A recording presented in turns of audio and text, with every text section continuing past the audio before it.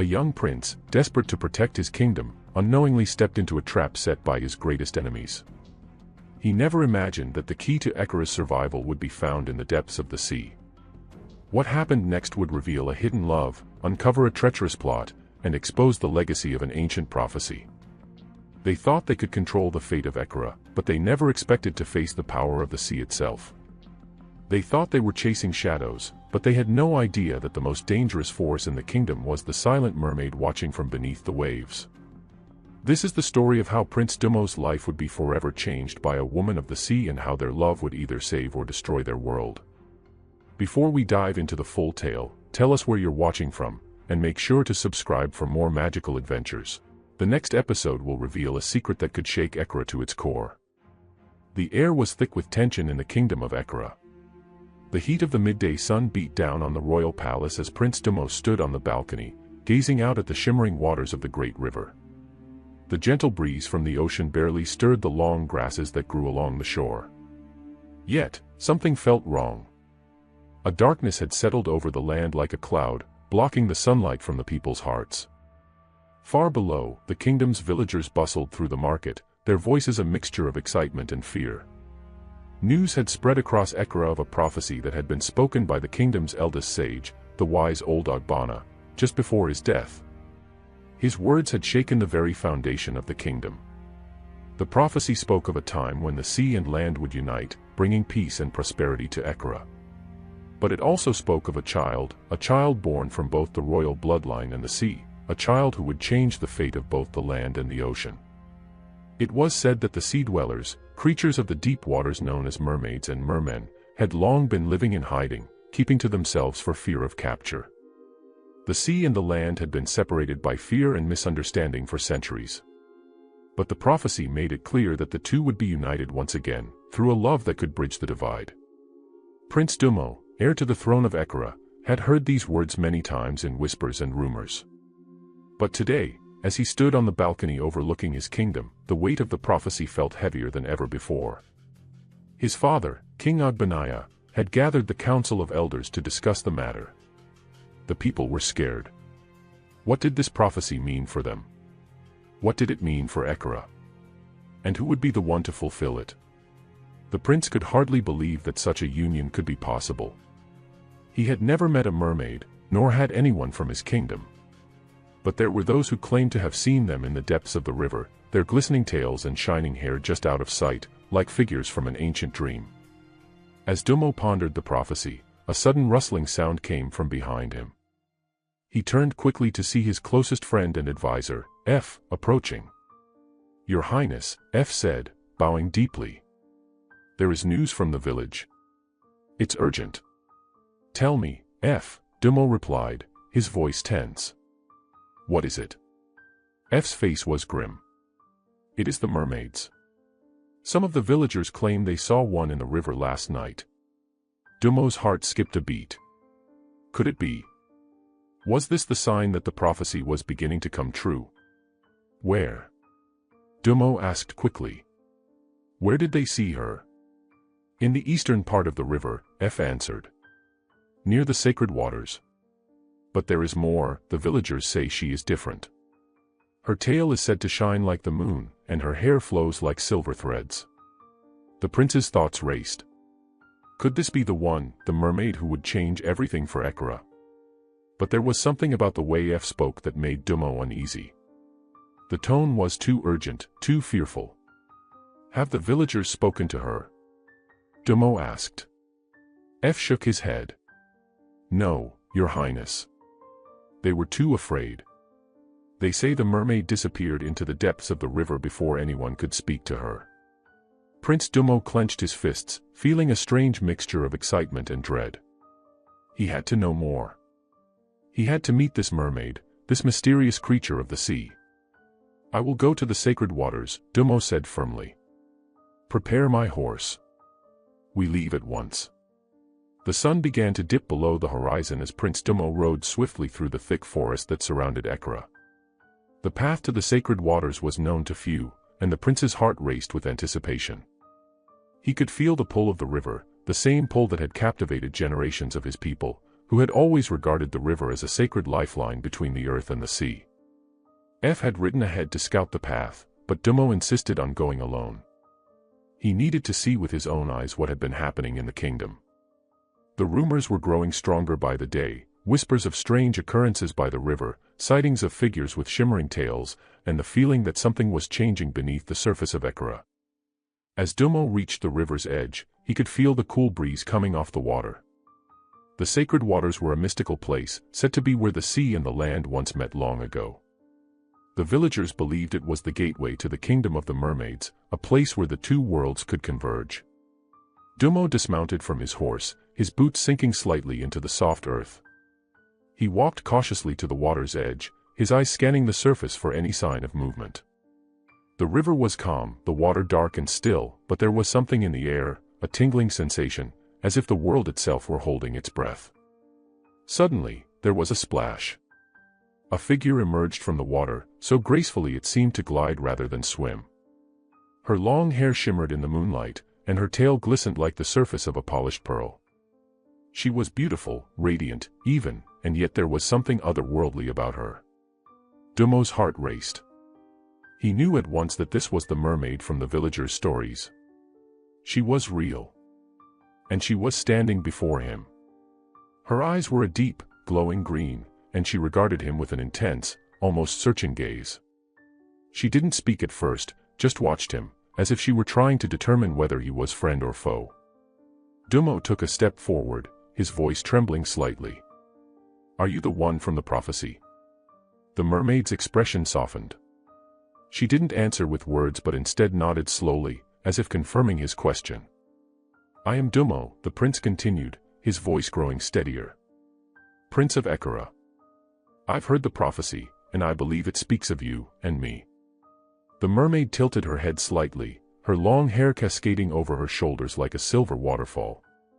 She seemed to study him, and then, to his surprise, she smiled gently.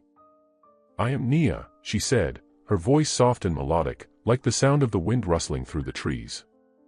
"I've been waiting for you." The words felt like a revelation to Dumo.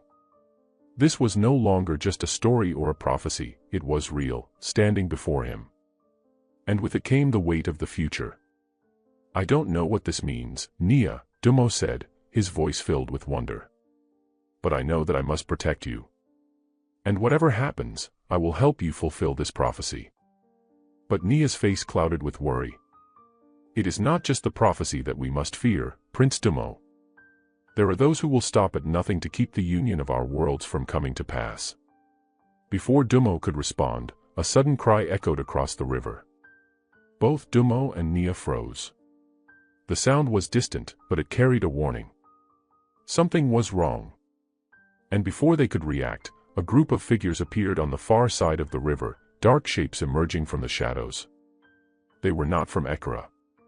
They were from the rival kingdom, a kingdom that had long envied the prosperity of Ekara and sought to control its waters. This marks the end of Chapter 2, leaving a suspenseful opening. If you'd like, I can continue this storyline in future chapters, expanding the narrative into the full-length story you requested, complete with vivid details, conflict, and character development. The tension in the air was palpable.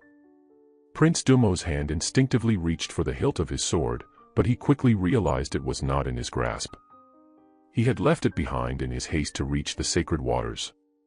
Nia, too, seemed to sense the danger, her eyes narrowing as she studied the figures emerging from the shadows. The river rippled unnaturally, and the once calm surface began to churn, as though the water itself were responding to the tension. "Who are they?" Dumo asked, his voice a low whisper. His heart raced in his chest, but he was determined to stay calm. He had to protect Nia. He had to protect Ekara. "They are from the kingdom of Eboha," Nia replied, her voice steady but filled with sorrow. "They are not friends of Ekara. They fear the prophecy, and they will stop at nothing to prevent it from coming true." Dumo's mind raced. The kingdom of Eboha had long been Ekara's rival. Known for its warlike ways and thirst for power, they had always viewed Ekara's peaceful prosperity with envy. The union of a royal and a sea dweller would undoubtedly upset the balance of power, and they were not about to let that happen.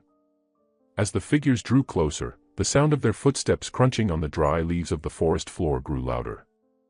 The group was led by a tall man, his broad shoulders and piercing gaze marking him as a warrior.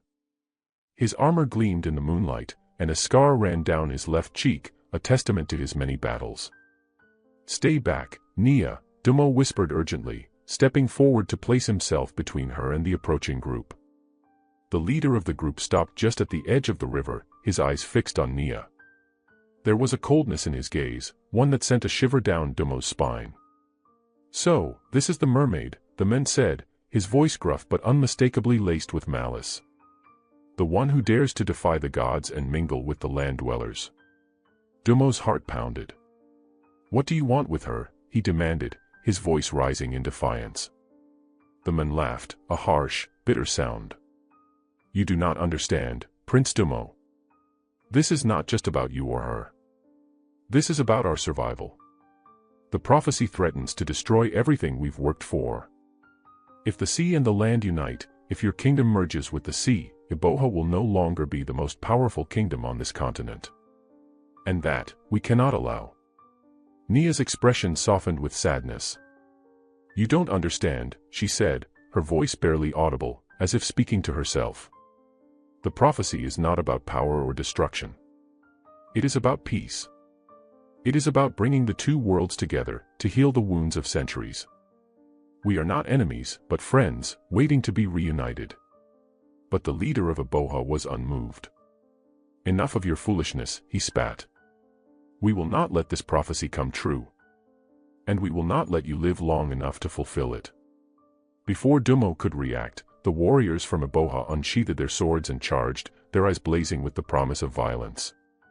Dumo's heart raced. He had never been in a fight like this before. He had fought in training, of course, but this was different. This was real. The weight of the kingdom, the prophecy, and Nia's life were all on his shoulders now. But as the first warrior lunged at him, Dumo's instincts kicked in. He ducked low, avoiding the swing of the sword, and quickly countered, driving the hilt of his fist into the man's stomach. The warrior stumbled back, gasping for air, but before Dumo could follow up, another warrior swung at him from behind. A blur of silver caught Dumo's eye.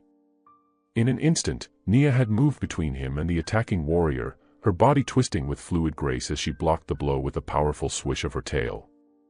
The force of the strike sent the warrior flying back, crashing into the water with a splash. The warriors faltered, shocked by Nia's speed and strength. Dumo watched in awe as she moved like a storm, swift and unpredictable, her every movement as fluid as the water she came from. But he could see the strain in her face. She was not used to fighting on land, and every movement seemed to drain her. "Go," she called to him, her voice strained but fierce. "Get to safety. I will hold them off." But Dumo shook his head, unwilling to leave her. "We fight together. I will not abandon you." The leader of the Ibohan warriors growled in frustration, signaling to his men. "Surround them," he commanded. "We'll take them both. Dead or alive, it doesn't matter." Dumo and Nia stood back to back, ready for the next wave of attackers. Dumo's heart pounded in his chest, and his breath came in short gasps. He had never felt so alive, so driven by purpose. He had to protect Nia. He had to protect the future of Ekara. The battle raged on, the sounds of clashing steel and battle cries filling the air. Dumo and Nia fought with everything they had, each blow a testament to their will to survive, to protect the prophecy, and to protect each other. But as the fight wore on, Dumo could feel the tide turning against them. The warriors from Iboha were relentless, and despite Nia's strength, they were beginning to wear her down. And then, just when it seemed like all hope was lost, a loud cry echoed across the river. It was a voice Dumo recognized, F's voice. "Prince Dumo. We have reinforcements." F shouted from the other side of the river. Behind him, a small group of Ekara's soldiers appeared, led by the kingdom's finest warriors, armed and ready to fight. The sight of his soldiers brought a surge of relief to Dumo's heart, but there was no time to waste. They had to finish this battle before Iboha's forces could regroup. Dumo turned to Nia. "We fight together, now," he shouted. With renewed strength, the two of them charged at the Ibohan warriors. Nia's tail lashed out with powerful strikes, knocking the attackers off balance, while Dumo fought with the skill he had honed in training. The tide of the battle began to shift in their favor, and the warriors from Iboha began to retreat, realizing they could not win this fight. But just as victory seemed within reach, the leader of the Ibohan warriors stepped forward, his eyes burning with fury. "This is not over," he growled. "The prophecy will not come true. You will see to that." With a final, defiant cry, the leader of Iboha lunged at Dumo, aiming for his heart. But in a flash, Nia dove between them, her silver tail striking with lightning speed. The force of the blow sent the Ibohan leader flying backward, crashing into the water with a splash. For a moment, everything was silent. Then, the warriors of Iboha turned and fled, their leader lost and their resolve shattered. Dumo and Nia stood together, breathing heavily, as the last of their enemies disappeared into the night. "Are you all right?" Dumo asked, his voice filled with concern. Nia nodded, but there was a hint of sadness in her eyes. "I am fine, Prince Dumo. But this battle is only the beginning. I fear they will return. The prophecy is a threat to their power, and they will stop at nothing to see it undone." Dumo took her hand in his grip firm and unwavering. "Then we will stand together. We will protect the prophecy. And we will protect Ekara." As the first light of dawn began to break over the horizon, Dumo and Nia knew that their fight was far from over. But together, they would face whatever challenges lay ahead. This chapter continues the battle and sets the stage for the growing conflict between Ekara and the Kingdom of Iboha, as well as the deepening bond between Dumo and Nia. The story is far from over, and there are many more twists to come. As the first light of dawn painted the sky in hues of pink and gold, Dumo and Nia stood in the aftermath of the battle, their bodies exhausted but their spirits burning with resolve. The sound of the retreating Ibohan warriors faded into the distance, leaving behind a silence that felt heavy with the weight of what had just occurred. Dumo wiped the sweat from his brow, his fingers still trembling from the intensity of the fight. F and the soldiers from Ekara gathered around them, their faces weary but relieved. The prince turned to his advisor, his expression serious. "F, how many of our men were lost in this fight?" Dumo asked, his voice laced with concern. F shook his head, his eyes dark with worry. "Only 2, Your Highness. But they fought bravely. We will honor them well." Dumo nodded grimly. The loss of any life in the defense of Ekara weighed heavily on him. But the victory had come at a great cost, and the real battle was still ahead. Iboha would not back down so easily. "We must prepare," Dumo said, turning to Nia. "They will return. This is only the beginning."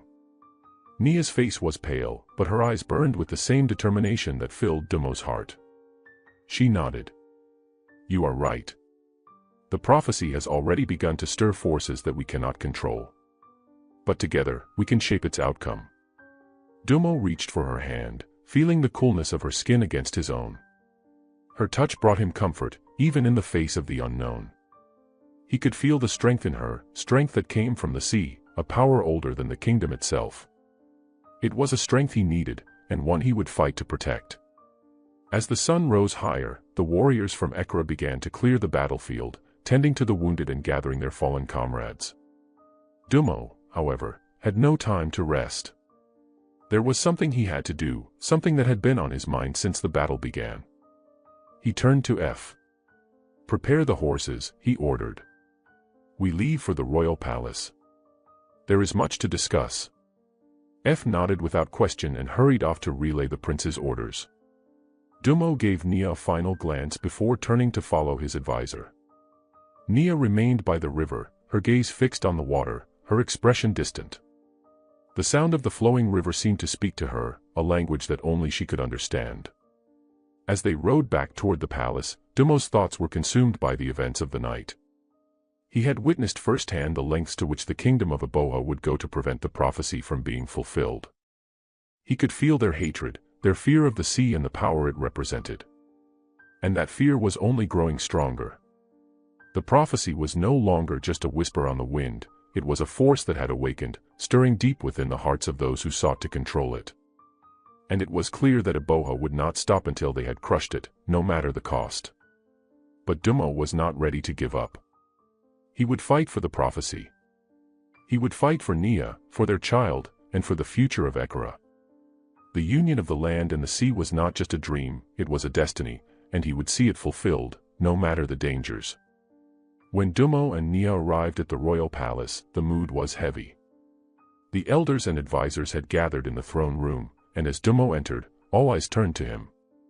King Ogbenaya, his father, sat on his throne, his face etched with worry. "My son," the king said, his voice grave. "What news do you bring? We heard of the battle at the sacred waters. I trust you are unharmed." Dumo bowed before his father, his heart swelling with respect. "I am unharmed, father. But the kingdom is in danger. The kingdom of Eboha is determined to prevent the prophecy from coming true. They have already attacked, and they will not stop until they have destroyed everything we stand for." The king's face darkened. "I feared this day would come. Eboha has long envied the prosperity of Ekara. They will not allow any force to rival their power." Dumo stepped forward, his voice strong. "But we have something they do not. We have Nia, and we have the sea. The prophecy tells us that only through the union of land and sea can we bring true prosperity to both worlds. We must stand together and protect what is ours." The elders murmured among themselves, exchanging worried glances. But Dumo's words carried weight, and his resolve was clear. King Ogbenaya rose from his throne, his face solemn but proud. "You are right, my son," the king said. "The prophecy is our hope. We must not let fear or doubt cloud our judgment. But we cannot face Eboha alone. We must seek allies." Dumo nodded. "I agree, father. We must send messengers to the neighboring kingdoms, to those who might see the benefit of an alliance with Ekara. We cannot fight Eboha without support." The king paused, his gaze thoughtful. "There is one kingdom that might be of help. The kingdom of Ogbu, to the west. They are a powerful and strategic ally. But their loyalty is not easily earned. We will need to send a diplomatic envoy, led by you, Dumo." Dumo's heart stirred with the weight of the task ahead. To seek the kingdom of Ogbu's help would not be easy, but it was a risk they had to take. "I will go, father. I will leave at once." Nia stepped forward, her voice soft but firm. "And I will go with you, Prince Dumo. Together, we must show the world that the prophecy is not something to be feared, but something to be embraced." Dumo turned to Nia, his eyes meeting hers. In that moment, he knew that they were bound by more than just the prophecy, they were bound by love, by hope, and by a shared destiny. The next day, Dumo and Nia set out for the kingdom of Ogbu. They traveled with a small group of soldiers, their faces determined but weary from the battle. The journey would take several days, and every step felt like a step toward the unknown. As they traveled through the dense forests and across the wide plains of Ekara, Dumo could not shake the feeling that time was running out. Every moment that passed was another moment in which Eboha could regroup and strike again. The prophecy was a ticking clock, and its fulfillment seemed more distant with each passing day. But as they neared the border of Ekara and Ogbu, a sense of hope began to take root in Dumo's heart. The kingdom of Ogbu was known for its warriors and diplomats, a people who valued strength and honor above all else. If they could win their support, they might just have a chance to defeat Eboha and fulfill the prophecy. Dumo's thoughts were interrupted as they approached a small village near the border of Ogbu. The village was nestled by a river, its houses made of stone and thatch. The people looked up as they approached, their expressions curious but cautious. A man stepped forward, his tall frame and stern gaze marking him as someone of importance. He wore the colors of Ogbu, deep red and black, and his armor gleamed in the fading sunlight. "I am General Namdi," the man said, his voice commanding. "Prince Dumo of Ekara, I presume." Dumo nodded. "I am he. We come to seek the kingdom of Ogbu's help in the war against Eboha. Our kingdom is in grave danger, and we need your support." General Namdi studied Dumo and Nia for a moment before speaking. "Your words are bold, Prince Dumo. But Ogbu does not ally itself with just any kingdom. What makes you believe we should join your fight? Dumo stood tall, his resolve unwavering. The prophecy, he said, his voice filled with conviction. The prophecy that speaks of the union of land and sea, of peace and prosperity for both our worlds. This is not just about Ekara. It is about the future of all the kingdoms. We must stand together to defeat the threat of Eboha. The general's eyes narrowed as he considered Dumo's words. Then, with a sharp nod, he turned to his men. Prepare the horses. We will take you to the king. As the journey to the kingdom of Ogbu continued, the weight of the task ahead pressed down on Dumo's shoulders. But he could feel the first stirrings of hope, as if the winds themselves were whispering that the prophecy was not an impossible dream, but a destiny that was meant to be fulfilled. The journey to the kingdom of Ogbu was long, but the atmosphere was different from the tension-filled ride to the battlefield. The road was lined with tall, proud trees whose leaves shimmered in shades of green and gold, creating a serene canopy above them. The village of Ogbu was surrounded by thick forests and tall cliffs, making it a fortress, isolated yet ready for any threats. As they approached the gates of Ogbu, Dumo could feel the gravity of the situation. This kingdom was known for its mighty warriors and its staunch independence. The people of Ogbu were proud, their loyalty not easily earned. Dumo could see the strength in their faces as they rode through the village gates, each one watching closely, their sharp eyes sizing up the visitors.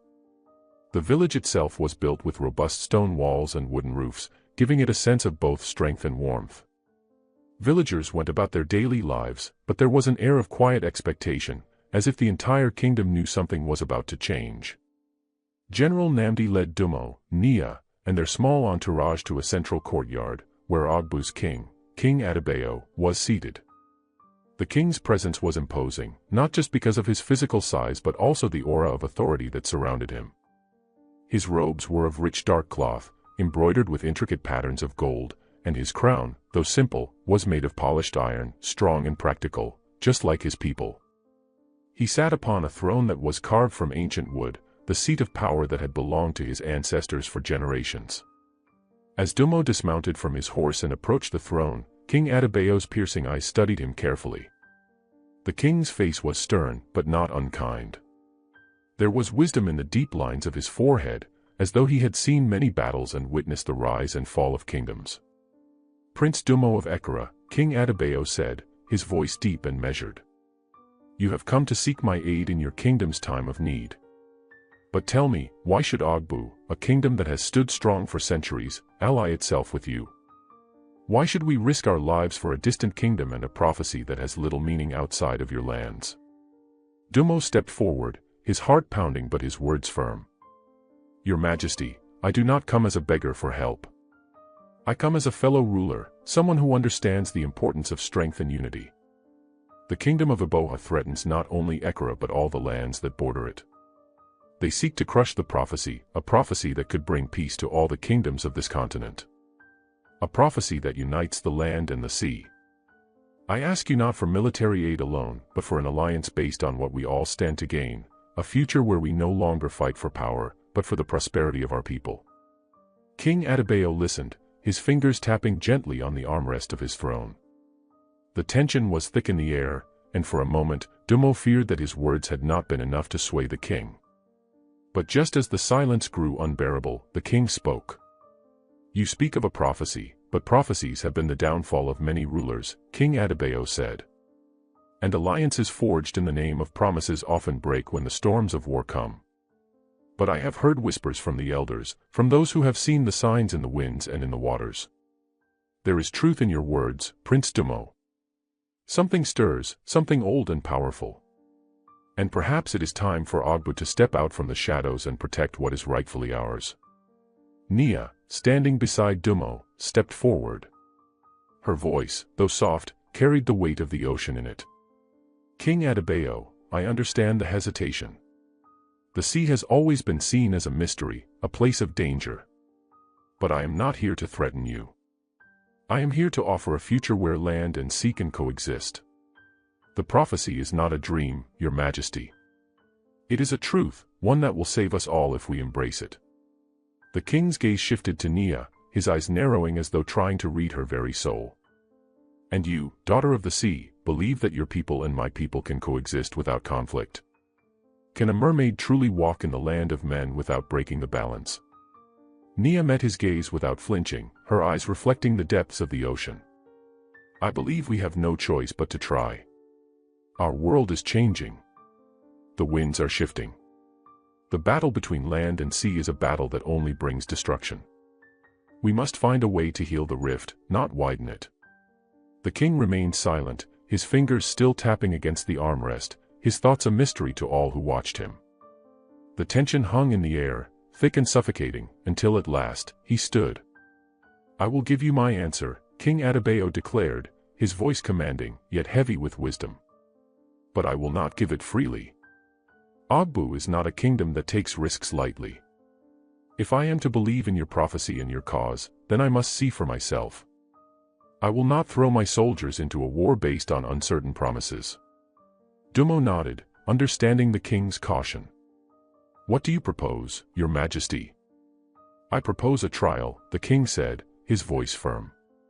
A test of your prophecy. You, Prince Dumo, and you, Nia, will journey into the heart of the forest that borders our lands.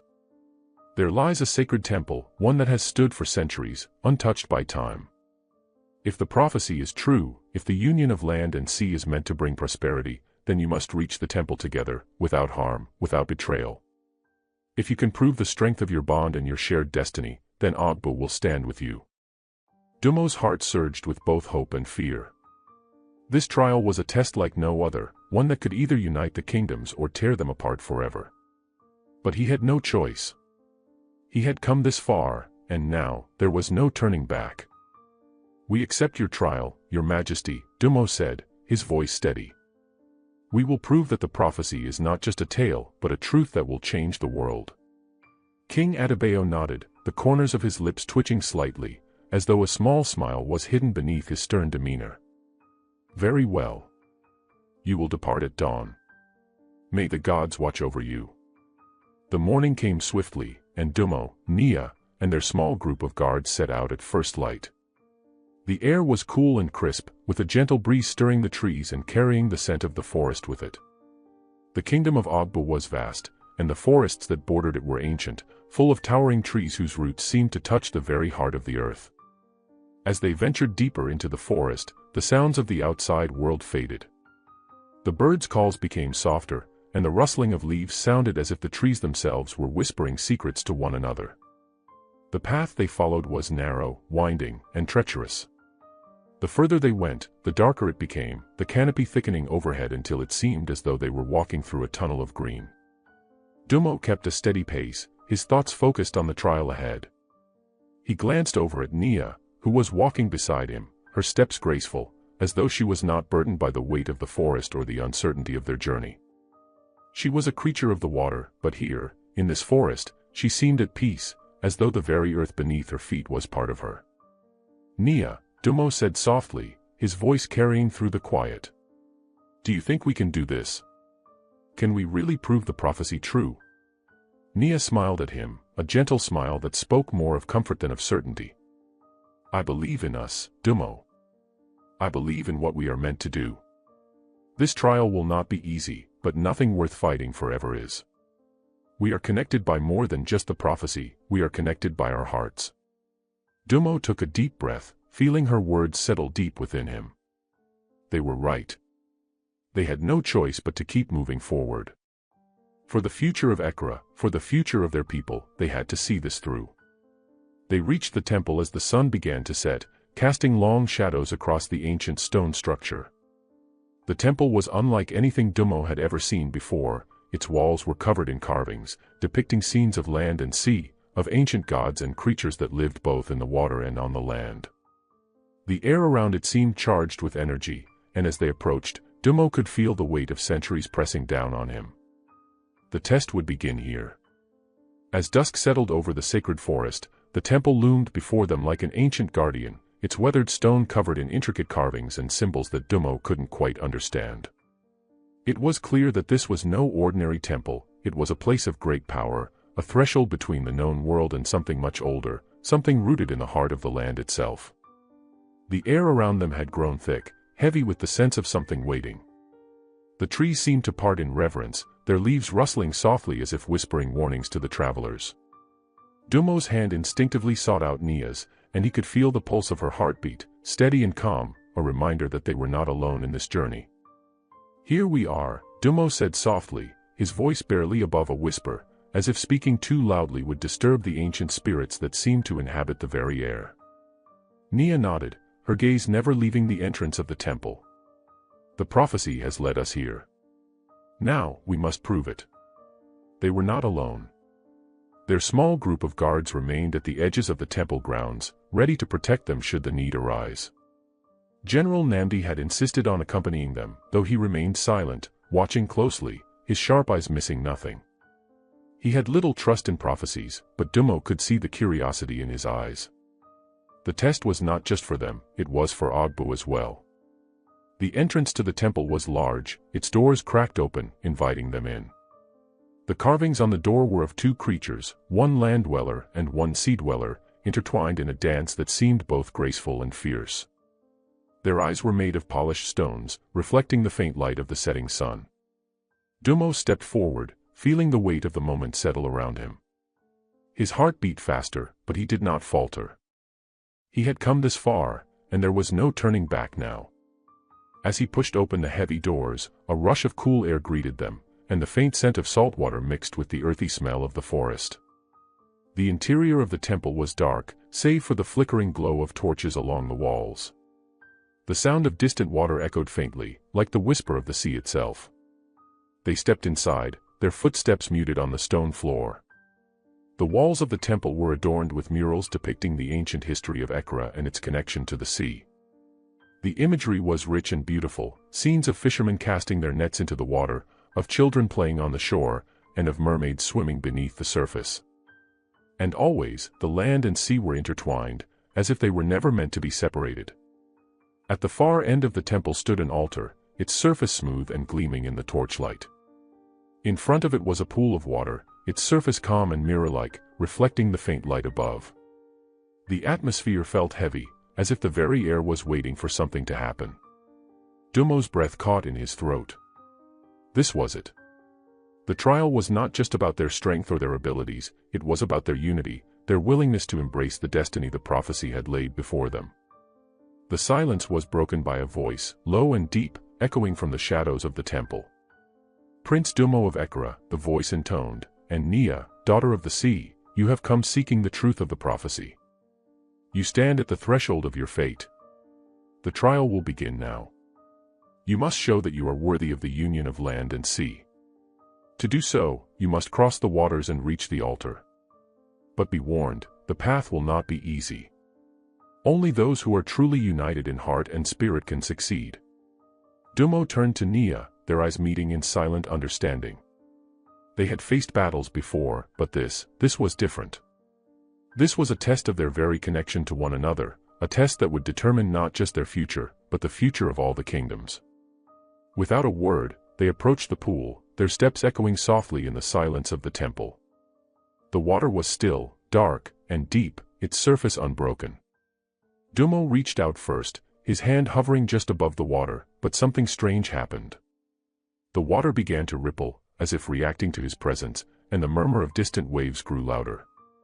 Nia stepped forward beside him, her touch light on his arm. "The water is responding," she said softly, her voice filled with awe. "It recognizes us." Dumo nodded, his heart racing. The test had begun. They stepped into the pool together. The water was cool at first, but it soon warmed around them, as though it was accepting them. As they waded deeper, the pool seemed to stretch, the path widening before them. But just as they thought they were nearing the altar, a shadow loomed over them, blocking their way. Suddenly, the water around them began to churn, rising up in waves, swirling violently. The surface of the pool darkened, and a deep rumble echoed from beneath, like the growl of some great beast waking from a long slumber. Dumo reached for Nia's hand, pulling her closer as the water surged around them, threatening to pull them under. "Stay with me," Dumo shouted, his voice barely audible over the roar of the water. Nia nodded, her grip on his hand tightening. "We have to trust each other," she called back, her voice calm but filled with determination. Together, we can make it through. The water was testing them, challenging their bond. The trial was not just about physical strength, it was about their unity. They had to prove that their hearts were aligned, that their connection was unbreakable. And as the waves crashed around them, Dumo realized that this was the most important part of their journey. He wasn't just fighting for Ekara, for the prophecy, or even for Ogbu's alliance. He was fighting for Nia, for their love, for the future they could build together. Nia closed her eyes, focusing on the rhythm of the water, her connection to the sea deepening. She whispered an ancient incantation, one that had been passed down through generations of mermaids, a prayer to the spirits of the water. The waves slowed, their fury diminishing. Slowly, the water around them became calm again, as though acknowledging their unity. Dumo could feel the shift. The water had accepted them, and now, the path was clear. They continued forward, step by step, until they reached the altar. As they stepped onto the stone platform, the water around them receded, revealing the altar in all its ancient glory. The carvings on the stone glowed with a soft, golden light, and for a moment, Dumo felt as though the very earth itself was alive, watching them, waiting for the prophecy to unfold. The voice from the shadows spoke again, this time softer, more reverent. You have proven your unity. The bond between land and sea is strong, and your hearts are aligned. The prophecy is true. Together, you will bring prosperity to both worlds. Dumo and Nia stood together at the altar, their hearts full of a new understanding. They had passed the test. The prophecy was not just a story, it was their destiny. With the trial complete, Dumo and Nia made their way back to the village of Ogbu, their steps lighter, their hearts full of hope. The journey had been long and fraught with challenges, but they had faced them together, and they had emerged stronger than ever. As they approached the village, they saw King Adebayo waiting for them, his expression unreadable. The entire village had gathered around, watching them closely. The trial had not been easy, and now, it was time for Ogbu to make its decision. Dumo approached the king, his heart pounding in his chest. "Your Majesty," he said, his voice steady, "we have completed the trial. The prophecy is true. Land and sea are not separate worlds, they are meant to unite. And together, we will bring prosperity to both." King Adebayo studied them for a long moment, his gaze flicking between Dumo and Nia. Then, slowly, a smile tugged at the corners of his lips. "You have proven yourselves," he said, his voice deep with approval. "Ogbu will stand with you, Prince Dumo. And together, we will unite the kingdoms against the threat of Eboha." A cheer erupted from the villagers, and Dumo felt a surge of relief and joy. They had succeeded. The first step in fulfilling the prophecy had been taken. But the journey was far from over. Eboha still loomed large, a threat that could not be ignored. And Dumo knew that they would need all the strength, unity, and wisdom they could muster if they were to defeat the forces that sought to destroy everything they had fought for. The days following the trial were filled with a mixture of relief and anticipation. The kingdom of Ogbu had pledged its support, and the alliance between land and sea was now a tangible reality. However, despite the hope that the prophecy brought, Dumo knew that peace was far from guaranteed. The kingdom of Eboha, led by King Asasai, would not sit idle. Eboha had always craved dominance over Ekara, and with the prophecy in play, their desire to conquer would only grow stronger. As the sun set behind the hills of Ogbu, Dumo and Nia stood on the balcony of the royal hall, looking out over the village. The night sky was dotted with stars, a reminder of the vastness of the world and the challenges that lay ahead. "We've done it, Nia," Dumo said, his voice soft but filled with a sense of accomplishment. "We've secured the first step. Ogbu will stand with us." Nia's eyes glistened with the reflection of the stars, and for a moment, Dumo could see the ocean's depths in her gaze.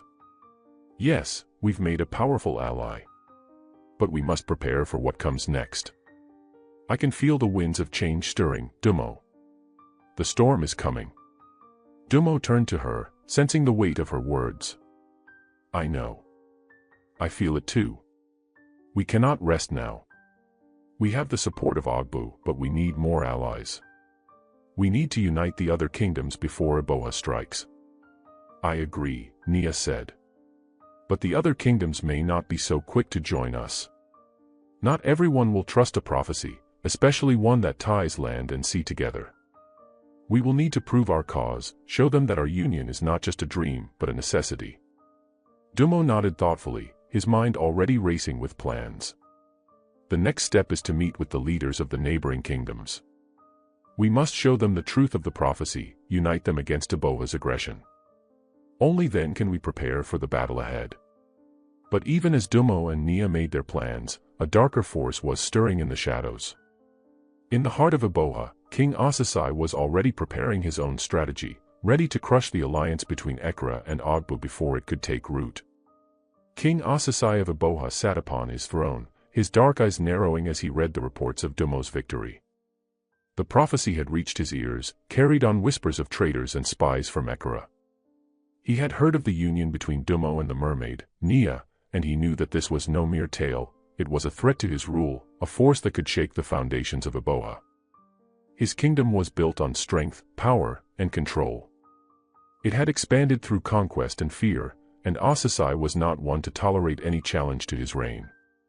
The idea of a prophecy that could unite the land and the sea was an affront to everything he had worked to build. "Your Majesty," General Yuba said, bowing low before the throne.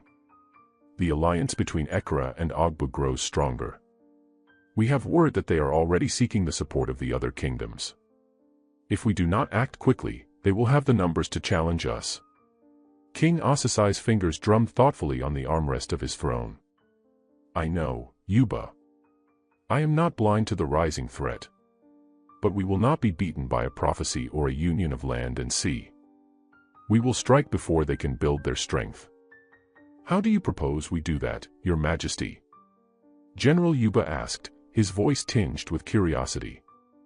Asasai smiled, a cold, calculating smile that made the hairs on the back of Yuba's neck stand on end. "We will sow division. We will turn the other kingdoms against each other. We will make them doubt the prophecy and, in doing so, weaken their resolve. And while they are distracted, we will strike at Ekra. If we can crush the heart of Ekra, the rest will crumble." Yuba nodded, impressed by the king's plan. "You are wise, Your Majesty. But there is another matter we must consider. Dumo's union with the mermaid is powerful. They believe the child she carries is the key to the prophecy's fulfillment." King Asasai's expression darkened. "That child is a threat to everything we have built. We cannot allow it to live. The mermaid must be eliminated before she gives birth. If we strike quickly, we can destroy their hope before it has time to grow. But how will we find her?" General Yuba asked, his brow furrowing in concern. "She is no ordinary woman. She moves between the land and the sea. It will be difficult to track her down." King Asasai's lips curled into a sly grin. "We have our ways. We have spies, we have magic, and we have the fear of the people to manipulate. Soon, the mermaid will be in our grasp, and when we kill her, we will ensure that Dumo is left with nothing, no ally, no child, no future." As the days passed in Ogbu, Dumo worked tirelessly to solidify his alliance with the other kingdoms. He traveled to the kingdom of Umo, a land known for its skilled warriors and vast, fertile plains. The people of Umo were proud and strong, but they had long been neutral in the conflicts between Ekra and Aboha. Dumo knew that winning their trust would not be easy. The journey to Umo was long and arduous. The road stretched for days, winding through dense forests and across wide rivers. Along the way, Dumo and his group encountered several villages, where the people spoke of the rising tension between Ekra and Aboha.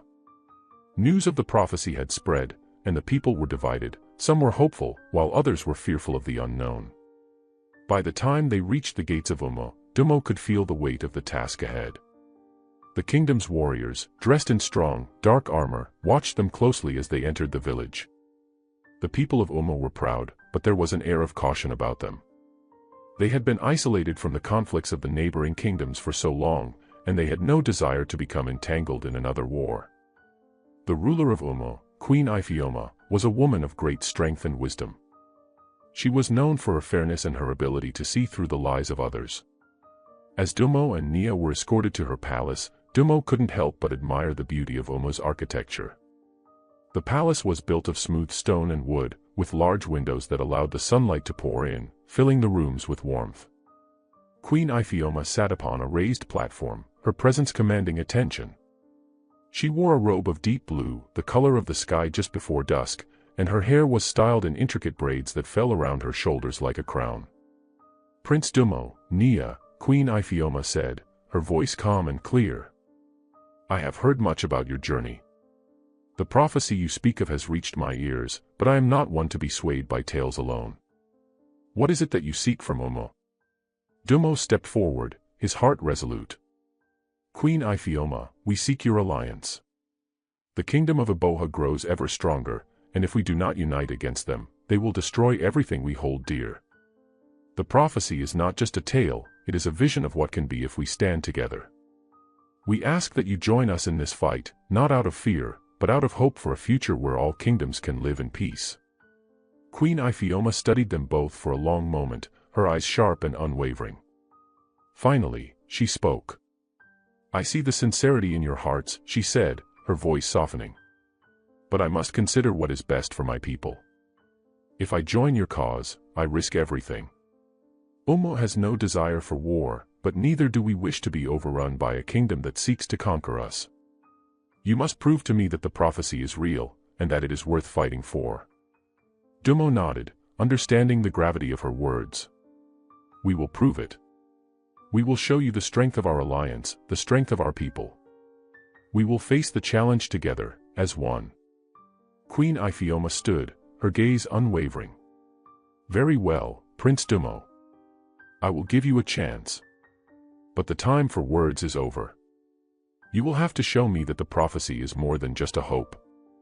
You must show me that it is a future worth believing in." The next morning, Dumo, Nia, and their guards stood at the edge of Umo, preparing for the test that Queen Iphioma had set for them. She had instructed Dumo to lead an expedition into the heart of the forest surrounding Umo, to retrieve a rare flower known for its healing properties. The flower was said to bloom only once every decade, deep in the forest, and it would be a symbol of their commitment to the future they hoped to build. As they journeyed into the dense forest, the air grew thicker, the trees taller, and the paths more treacherous. The forest was filled with the sounds of strange birds and unseen creatures, their calls echoing through the canopy. The deeper they went, the more it felt as though the forest itself was watching them. Nia led the way, her connection to the earth and the water guiding them. She seemed to move with ease through the dense underbrush, her steps light, as if the forest was part of her. Dumo followed closely behind, his eyes constantly scanning the surroundings, alert for any signs of danger. "This forest is alive with energy," Nia said softly, her voice barely above a whisper. "We are not alone here." Dumo nodded. He could feel it too, a strange presence, as if the very land was holding its breath, waiting to see if they would succeed. After hours of navigating through the forest, they reached a clearing where the rare flower bloomed, a vibrant blue flower with petals that shimmered in the dappled sunlight. The sight was breathtaking, almost otherworldly. Dumo stepped forward, reaching out to gently pluck the flower from its stem. As his fingers brushed against the petals, the ground beneath them trembled, and the air grew thick with an ancient power. Suddenly, a figure appeared before them, a tall, shadowy figure, cloaked in darkness. Its eyes gleamed with an eerie light, and its voice was cold and commanding. "You have come to claim what is mine," the figure hissed, its form shifting in and out of the shadows. "But you will not succeed. The prophecy is a lie. The kingdoms will fall, and your alliance will crumble." Dumo's heart raced as the figure advanced toward them, its presence suffocating. But just as he thought all was lost, Nia stepped forward, her eyes glowing with a deep, oceanic light. "The prophecy is not a lie," she said, her voice steady and powerful. "We will fight for our future. We will fight for the unity of land and sea. You cannot stop us."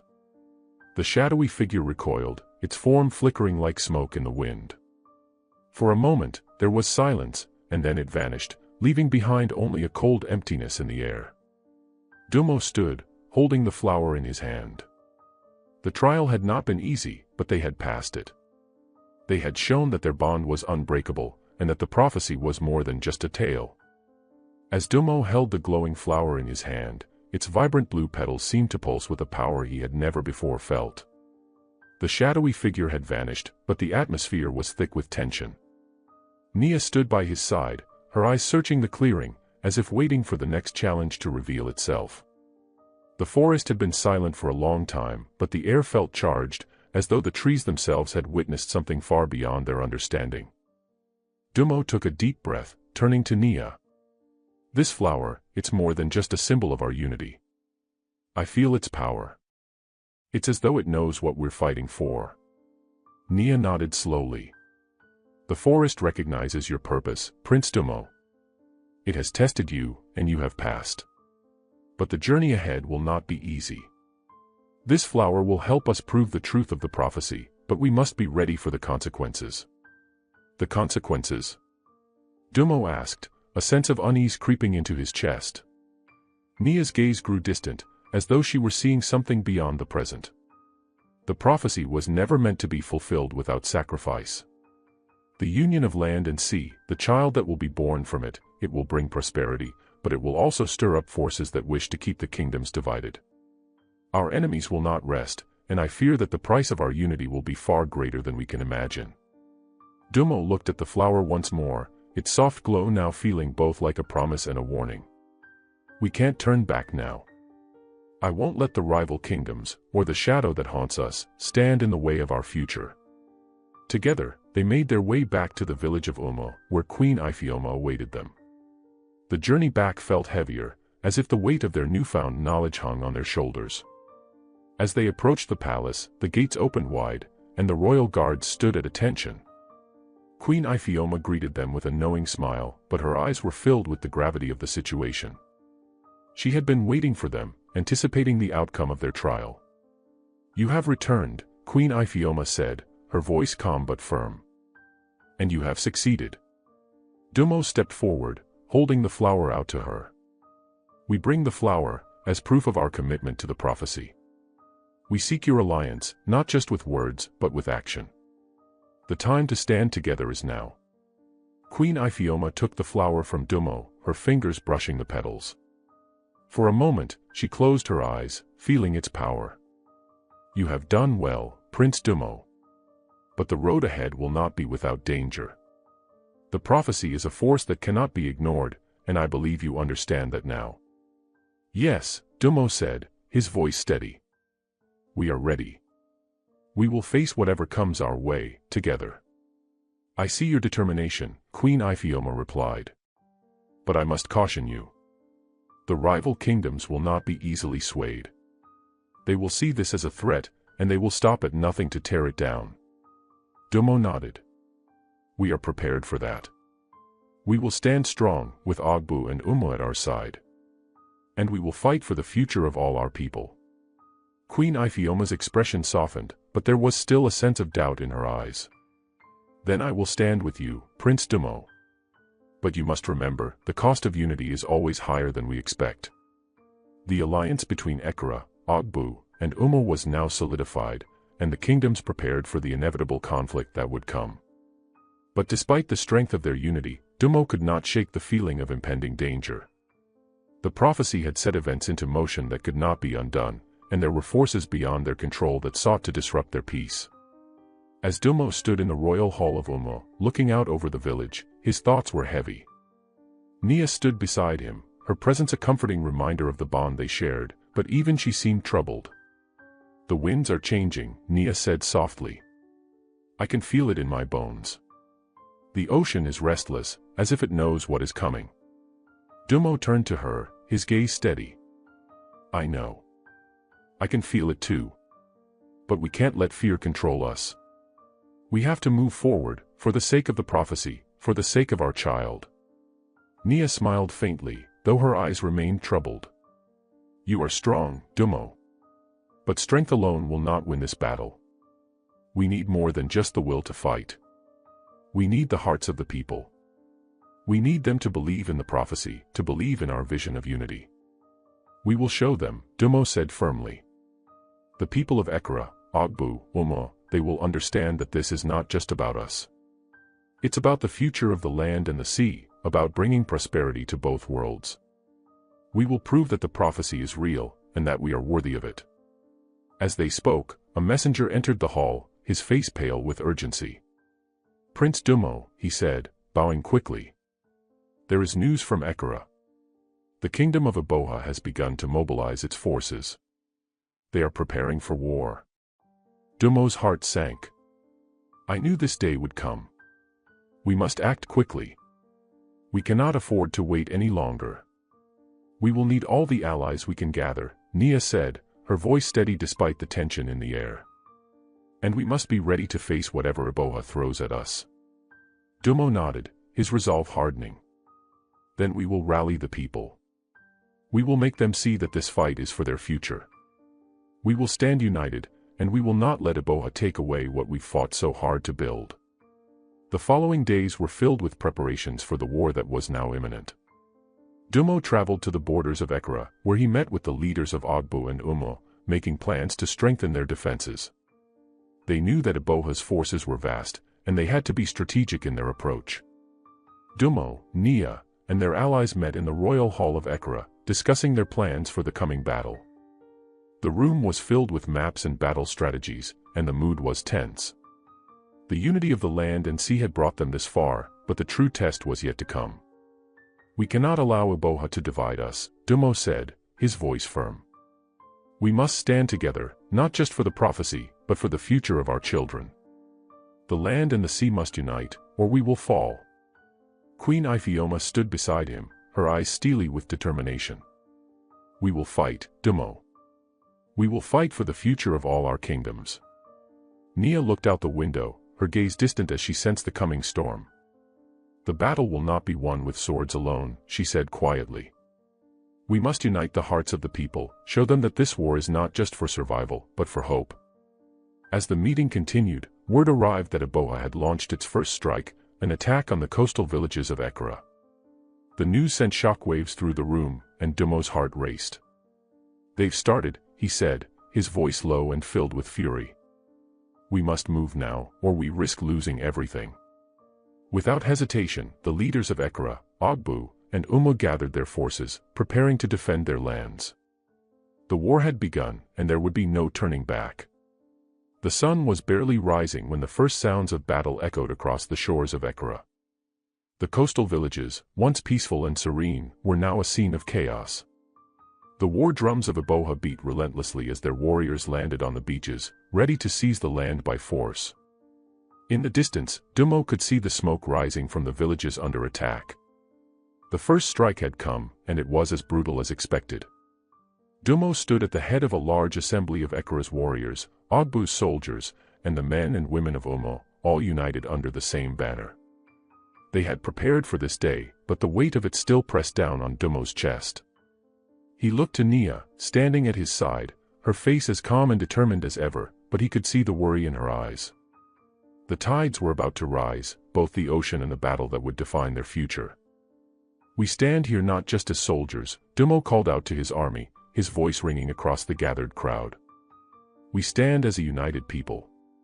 Our land, our sea, our future, depends on the strength we show today. We fight not only for ourselves but for the generations that will come after us.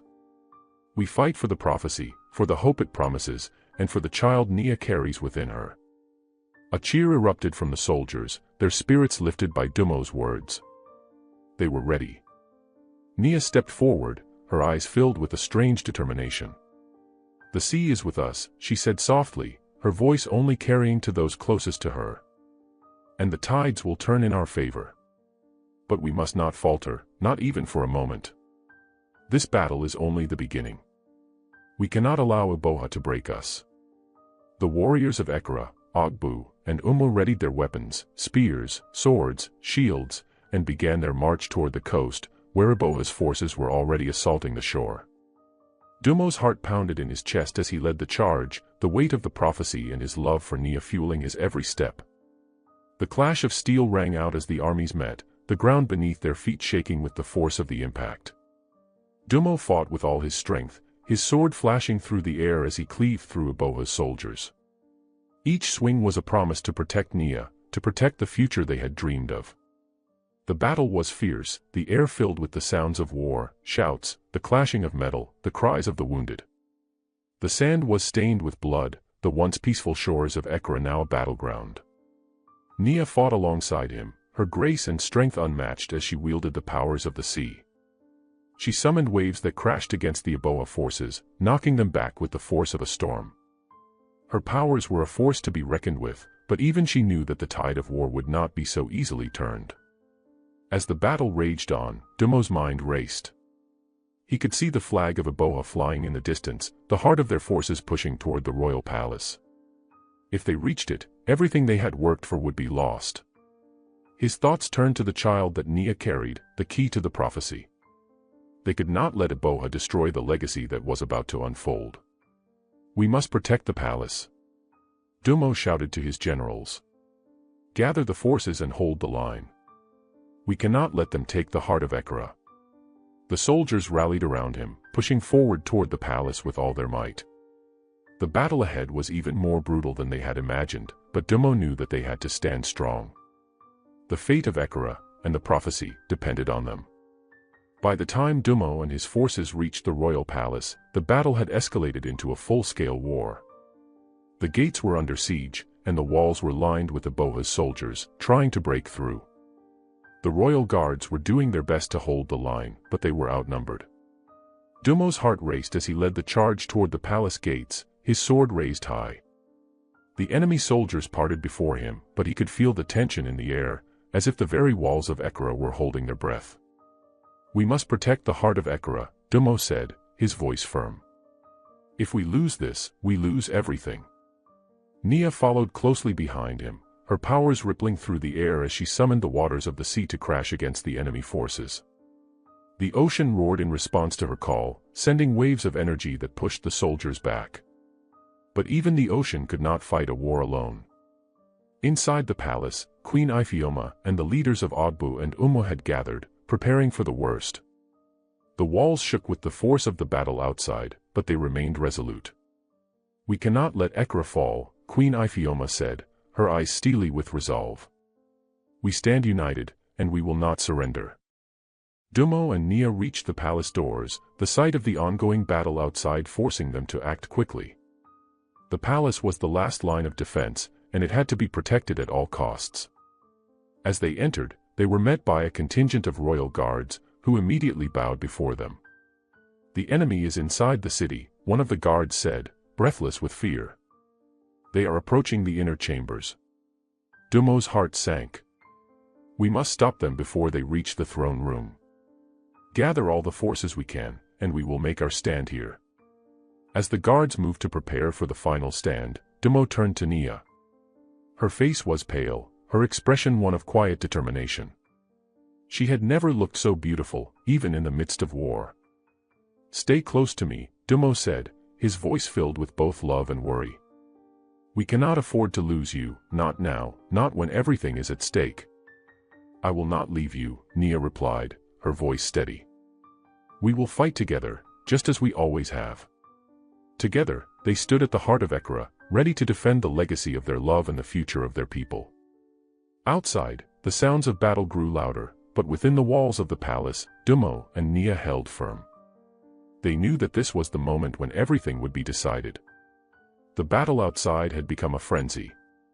Iboha's forces pushed forward, relentless in their desire to capture the throne of Ekra. But inside the palace, Dumo and Nia stood resolute, determined not to let their world fall apart. The enemy had breached the gates of the palace and was now inside the inner chambers. Their numbers were overwhelming, and Dumo knew they had to hold the line or risk losing everything they had fought for. "We will not let them take the throne," Dumo said, his voice firm as he led the charge. The soldiers of Ekra, Ogbu, and Umo fought alongside him, pushing back against Iboha's forces. But it was clear that they were outnumbered. Suddenly, a strange presence filled the room, dark and cold, like a shadow creeping across the walls. Dumo's heart skipped a beat as he turned, sensing the change in the air. Nia's expression shifted, her eyes widening with realization. "The prophecy, it's being tested," Nia whispered, her voice barely audible. From the shadows emerged a figure, a tall, menacing figure draped in dark robes. The figure's face was obscured, but its eyes gleamed with an unnatural light, cold and calculating. "You have fought well, Prince Dummo," the figure said, its voice like gravel scraping across stone. "But your fight is in vain. The prophecy will never come to pass. You will never unite the land and sea. The kingdoms will fall, and I will see to it." Dummo's blood ran cold as the figure stepped forward, its power radiating through the room. This was no ordinary enemy. This was a force beyond anything they had ever faced before. "You may try to stop us," Dummo said, his voice shaking with fury. "But we will not be defeated. We will fight for the future, for the prophecy." The figure laughed, a sound that sent chills down Dummo's spine. "The future is mine to control, Prince Dummo. The prophecy was never meant to come to pass. It was always meant to break you." With those words, the battle intensified. Darkness filled the room, and the war for Ekra reached its most dangerous point yet.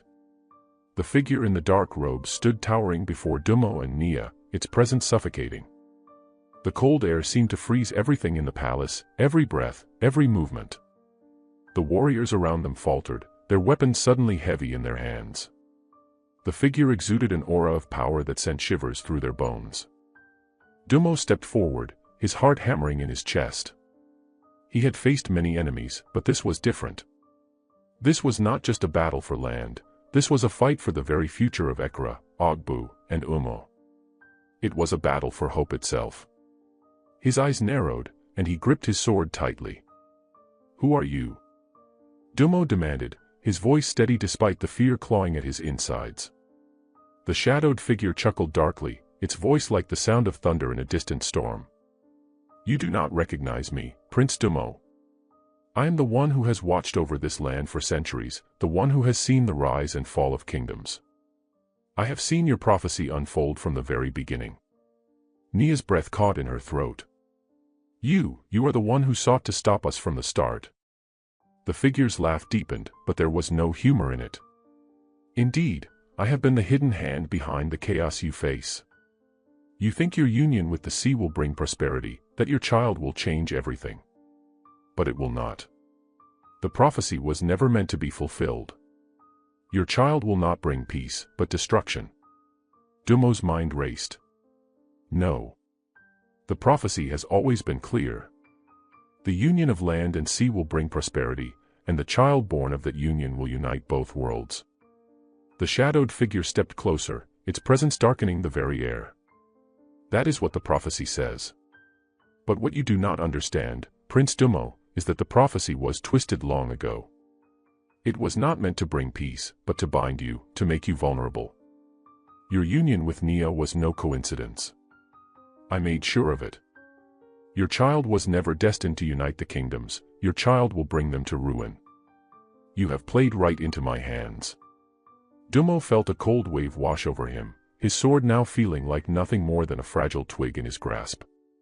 "You've been behind everything," he whispered, his mind piecing together the fragments of the conspiracy. "The attacks, the rival kingdoms, you've been manipulating us all." The figure nodded slowly, its dark eyes gleaming with malicious intent. "All of it. I orchestrated the fall of the other kingdoms, the division between the land and sea, the fear that clouded their minds. And now, I will destroy all that you've built. The prophecy was never meant to be fulfilled. The child you carry, Nia, is the key to unleashing the power I've been waiting for. And when it is born, the land and sea will be torn asunder." Nia's face was pale, her eyes filled with both disbelief and sorrow. "No. It can't be. We fought so hard, Dummo. We fought for this child's future." Dummo's hands tightened around his sword, his determination rising against the overwhelming darkness. "If what you say is true, then we will fight against it. We will protect our child, and we will prove that the prophecy was never your weapon to wield."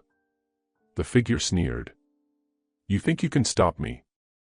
You are nothing but pawns in a game that was never yours to win. I have been patient, and now I will take what is rightfully mine." Suddenly, the air seemed to shift. The light in the room flickered, and the ground trembled beneath their feet. The shadowed figure raised its hands, and a dark energy radiated from it, sweeping across the room like a wave of cold death. The warriors who stood in the palace hall began to stagger, their strength drained, their bodies heavy with an unnatural force. Nia gasped as she stumbled, the energy threatening to pull her down. "Dummo, we need to stop this. We need to fight back." Dummo gritted his teeth. He could feel the weight of the figure's power pushing against him, but he would not yield. "We can't give up now, Nia. We will find a way." Suddenly, something inside Dummo shifted, a deep, ancient force awakening within him. He felt it in his bones, like a fire igniting in his chest. The sword he held seemed to hum with energy, the blade now glowing faintly with a golden light. It was as though the land itself was responding to his will, a power that had been dormant but now stirred to life. "Your darkness will not win," Dummo said, his voice low but filled with newfound strength. The figure's eyes widened, sensing the change in the air. "No. This cannot be. You are nothing without your fear." But Dummo stood tall, his eyes fixed on the figure, the light in his sword growing brighter. "I will not fear you. The prophecy is not your weapon. It is our destiny." With a mighty roar, Dummo raised his sword high and thrust it forward, sending a blast of golden energy toward the shadowed figure. The energy exploded in a burst of light, clashing with the darkness that had been consuming the room. The figure staggered back, its form flickering as if it were losing its hold on reality. Nia, sensing the shift in power, summoned the energy of the sea, calling forth the waves and storm winds that had always been a part of her. The two forces, land and sea, joined together, a force greater than any enemy could comprehend. The room was filled with blinding light as Dummo and Nia stood side by side, their power united against the darkness. For a moment, the shadowed figure seemed to waver, its strength fading before the combined might of Dummo and Nia. It snarled in fury, its form beginning to disintegrate, unable to withstand the onslaught of energy. "You may have won this battle, Prince Dummo," the figure spat, its voice now barely a whisper. "But the war is far from over. The prophecy is already in motion, and the child you protect will be the cause of your destruction." With those final words, the figure shattered into darkness, vanishing without a trace. The palace fell silent, the oppressive energy lifting as quickly as it had arrived. The warriors who had been weakened by the dark force began to stir, their strength returning. Dummo and Nia stood together, breathing heavily, their hearts racing. The darkness had been pushed back, for now. But they both knew the battle was far from over. Nia turned to Dummo, her face filled with both exhaustion and hope. "We've won this fight, but the prophecy, it's still unfolding. The child, the legacy we carry is still in danger." Dummo took her hands in his voice filled with resolve. "We will protect our child. We will protect the prophecy. And we will make sure that no one can tear apart the unity of the land and sea." But as they spoke, the distant sound of war drums echoed across the horizon once more. The rival kingdoms were regrouping. The shadow of war still loomed, and Dummo knew that this battle was just the beginning of a much larger struggle. As Dummo and Nia stood in the aftermath of the battle, the silence around them felt unnatural, as though the world itself was holding its breath. The figure of darkness had been vanquished, but the words it had spoken lingered in the air, heavy and ominous. The prophecy, once a beacon of hope, now seemed like a double-edged sword. The child Nia carried was supposed to unite the land and sea, yet the shadowed figure had warned that the child would bring destruction. Dummo's heart weighed heavily with uncertainty. "We've won today," Dummo said softly, looking out over the quieted battlefield. "But we can't afford to be complacent. The enemy is still out there." Nia's eyes, bright with determination, softened as she met his gaze. "I know. But the prophecy is not just a warning. It is a guide. We must trust in what it promises. Our child will be the one to bring peace. It's only through their birth that we will see the full power of the prophecy, the power that has always been hidden from us." Dummo nodded, but doubt gnawed at him.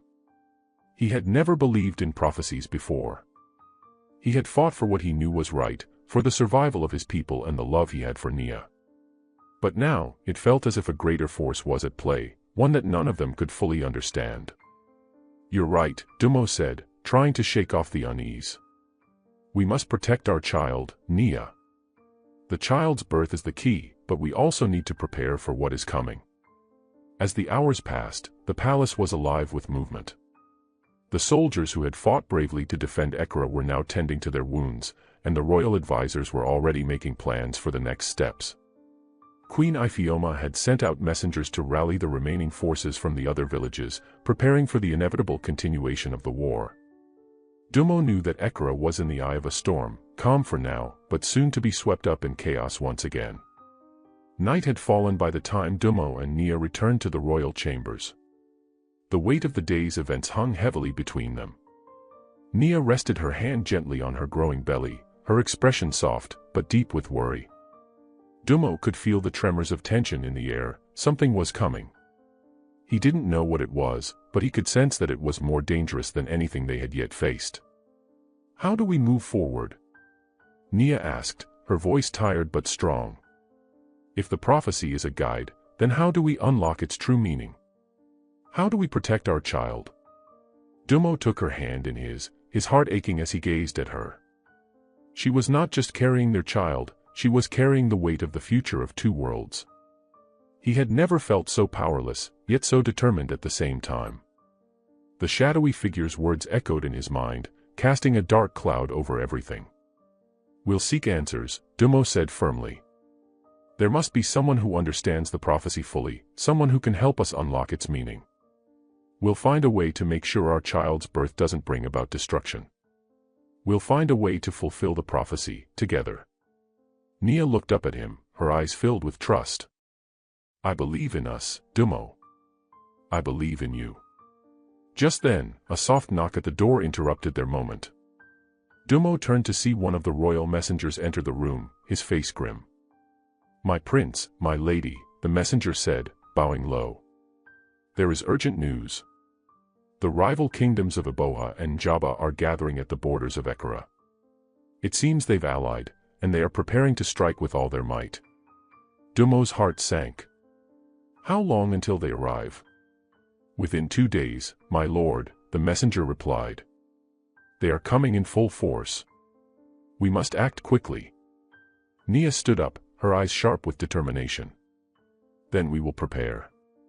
But we must also find a way to understand the prophecy.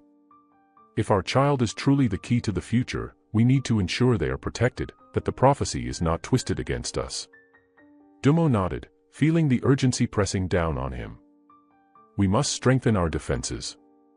I'll gather the generals and the leaders of Ekara. But we'll also send scouts to search for any clues about the prophecy. If there's someone out there who knows its true meaning, we will find them." The messenger bowed once more and left the room, leaving Dumo and Nia alone once again. The air between them was thick with the gravity of their situation. Ekara's survival was at stake, but so was the future of the land and sea. "Tomorrow, we search for answers," Dumo said quietly. "We don't have much time." The following morning, as the sun rose over the horizon, Dumo and Nia set out on a journey of their own. They could not wait for the rival kingdoms to strike. They needed to understand the prophecy, to learn what the future held, and to ensure that the child Nia carried would bring the promise of unity and peace, not destruction. They left the palace with a small group of trusted warriors, traveling far into the forests of Ekara. The ancient forests were known for their mystical qualities, and there were rumors that a wise elder, known only as the Seeker, lived deep within them. The Seeker was said to be a keeper of knowledge, someone who understood the ancient prophecies and the old magic of the land. The journey was long and difficult. The further they traveled into the forest, the more the air seemed to hum with ancient energy. The trees towered above them, their leaves whispering secrets in the wind.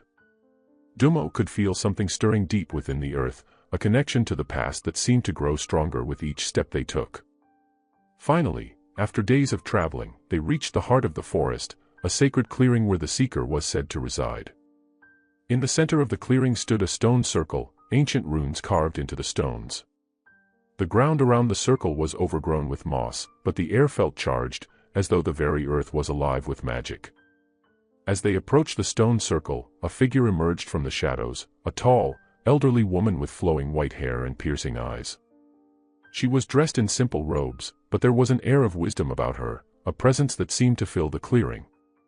"I have been waiting for you, Prince Dumo, Nia, the Seeker said, her voice soft but carrying an undeniable strength. You have come seeking answers.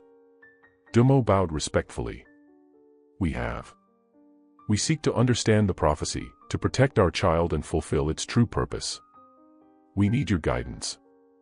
The Seeker nodded, her eyes narrowing as she studied them both. The prophecy you seek is not simple. It is both a blessing and a curse.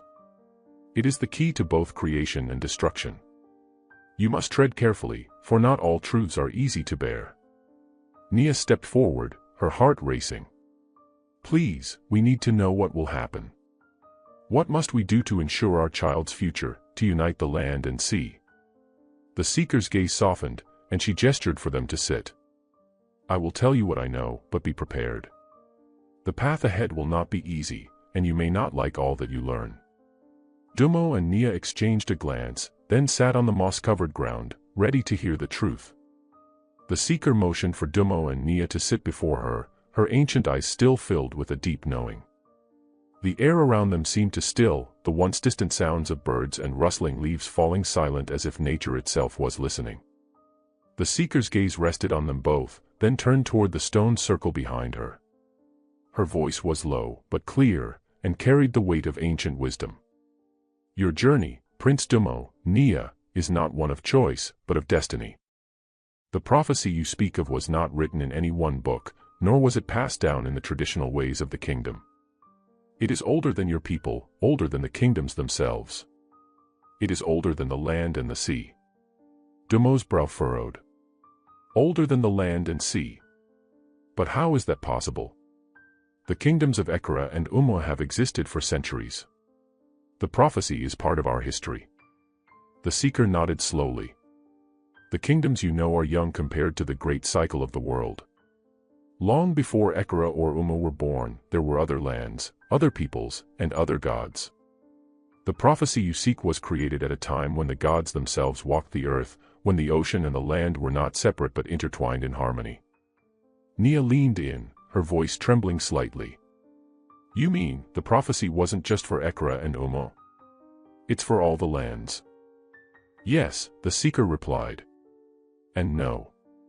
It is for all lands that will one day be, and yet, it is also specific to the kingdoms you know.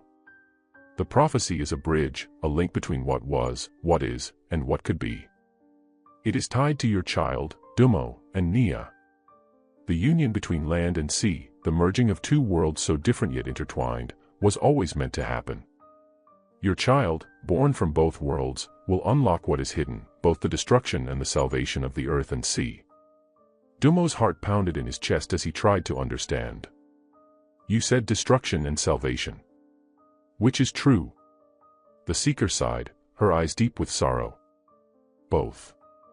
The prophecy speaks of a time when the land and sea will clash, when the natural balance between them will be broken. This was always the fate of the earth. For too long, the waters have been separated from the land, and the people of the land have forgotten the importance of the sea. This separation has led to suffering on both sides. The child you carry, Nia, will heal this rift, but only if they are allowed to fulfill their purpose. But if they fulfill their purpose, how will that bring destruction? Nia asked, her voice shaking with fear. The Seeker's eyes grew darker as she spoke. The child you carry is powerful beyond comprehension. When born, they will be both of the land and the sea, an ancient power that has not existed for centuries. However, there are those who will fear this power. There are those who will seek to use it for their own purposes.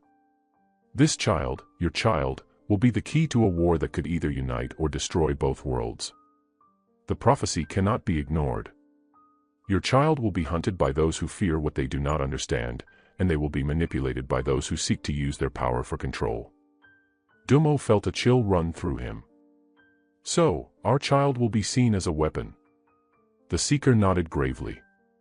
Yes, but not just a weapon, also a symbol. The unification of the land and sea is something that has not been achieved since the dawn of time. To some, this child will be the answer to their prayers, the hope for a new world. To others, they will be a threat, the harbinger of destruction. The forces that seek to control the child will stop at nothing to ensure that the prophecy is fulfilled in their own way. Nia closed her eyes, the weight of the truth settling on her shoulders. How can we protect our child? How can we make sure that they bring peace, not destruction? The seeker paused, her gaze piercing. You cannot do it alone. The child will need allies. Those who understand the balance between the land and the sea, those who know the old ways. You must seek them out. The first step is understanding the deep magic that binds both worlds, magic older than your kingdoms, older than the gods themselves. And then, you must face the forces that would see your child destroyed. Dumo clenched his fists, his resolve hardening. We'll do whatever it takes to protect our child. We won't let anyone twist the prophecy for their own gain. The seeker gave a rare smile, though it was tinged with sadness. I know you will. But remember, the journey ahead will not be easy. You must face those who are already hunting you, those who are already plotting against you. The rival kingdoms are only the beginning. There are forces beyond your kingdom's borders that are far more powerful. And they will stop at nothing to prevent the prophecy from being fulfilled. The words of the seeker weighed heavily on Dumo and Nia as they left the sacred clearing. The seeker's warning echoed in their minds. Dark forces were already plotting, and they would need to find allies if they were to have any hope of protecting their child and fulfilling the prophecy. As they returned to the palace, Dumo's mind raced. He knew that time was running out. The rival kingdoms of Iboha and Njaba were already gathering their forces, preparing for war. The prophecy, once a beacon of hope, now felt like a ticking clock. Every moment that passed brought them closer to the moment when their child would be born, and with it, the possibility of both salvation and destruction. Where do we go from here? Nia asked softly, her voice filled with uncertainty. We need to find those who can help us, Dumo replied, his voice filled with determination. The seeker mentioned magic older than the kingdoms. There must be others out there who understand this magic. We must find them before the rival kingdoms do. Nia nodded. We'll need to travel farther. To places where the old magic still lives, places where people remember the ancient ways. We can't do this alone. Dumo agreed. We'll need to cross the seas, travel into the deep jungles, and maybe even seek guidance from the elders of the mountains. There are hidden powers in this world, Nia. The key to saving our child, and the future of Ekra and Umo, may lie in those very places. Together, they made plans to depart immediately. They knew that the road ahead would be fraught with danger, but their love for each other, and their shared belief in the prophecy, gave them the strength they needed to continue their quest. As they gathered their belongings, a sense of urgency filled the air. The rival kingdoms of Iboha and Njaba were not their only concern. The shadowy forces that sought to control the prophecy, to control their child, were already on the move. And time was running out. The winds of change blew cold as Dumo and Nia prepared to leave the familiar walls of Ekra's royal palace behind. With the knowledge imparted by the seeker, the weight of their task now felt like a storm, pressing down on them. Every moment counted. Their child's birth was approaching, and with it, the fate of two worlds. But how could they protect their child from the growing darkness? How could they ensure the prophecy was fulfilled, and not twisted into something disastrous? Their first destination was to the coast. There, they would seek the guidance of the Elder of the Tides, an ancient figure who had lived on the fringes of Ekra's coastal villages for as long as anyone could remember. She was said to be a keeper of the sea's deepest secrets, one who could speak to the water itself. If anyone understood the balance between land and sea, it was her. Dumo and Nia set out with a small band of warriors who had sworn loyalty to them, moving swiftly through the bustling streets of Ekra. The royal city, once lively with celebration and peace, now felt tense, the air thick with anticipation. It wasn't just the approaching war that made the city feel uneasy, it was the unknowns of the prophecy, the whispers of enemies in every shadow, and the pressure of ensuring that the future could be safeguarded. The journey to the coast was long and arduous. They traveled through thick forests, over rolling hills, and across vast plains. Every night they camped beneath the stars, sharing stories of their people, of the histories of Ekra, and of the magic that bound the world. Nia, with her connection to the sea, would often pause to listen to the distant sounds of the waves as if drawing strength from them. Dumo, ever the protector, would survey their surroundings, ever watchful of danger. After several days, they arrived at the coast, the salt of the sea air filling their lungs as they approached a small village nestled between the cliffs and the shore.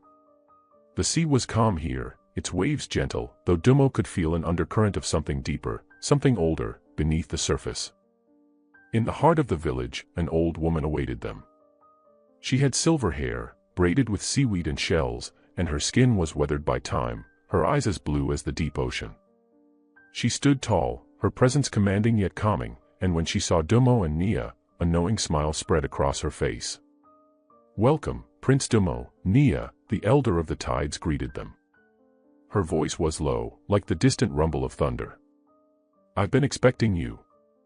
"How did you know we were coming?" Dummo asked, surprised. "I've seen the waves, felt the shifts in the currents," the elder replied.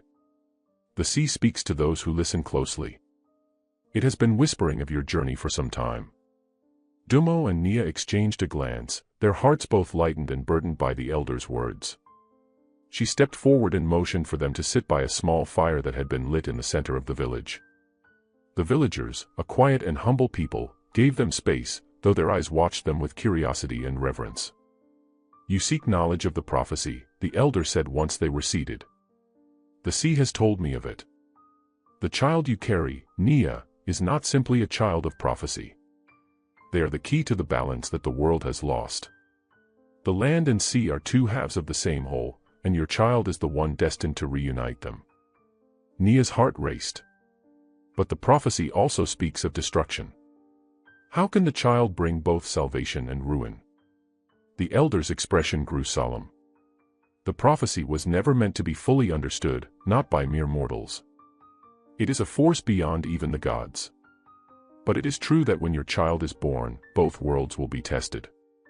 The land, which has been fractured by its own greed, and the sea, which has been kept in shadows, will clash. The child is the mediator, the one who will either bring harmony or destruction, depending on the hearts of those who seek to control them." Dummo clenched his fists. "So, we're not just fighting other kingdoms. We're fighting the very forces of nature itself." "Not just the forces of nature," the elder replied, her voice tinged with sorrow. "There are ancient beings, spirits of the land and the sea, that once governed the balance. But they have long since withdrawn from the mortal world, leaving the kingdoms to fight amongst themselves. Now, they stir once more, sensing that the time of reawakening is near." Dummo sat back, his mind racing. Spirits of the land and sea. Were they watching them?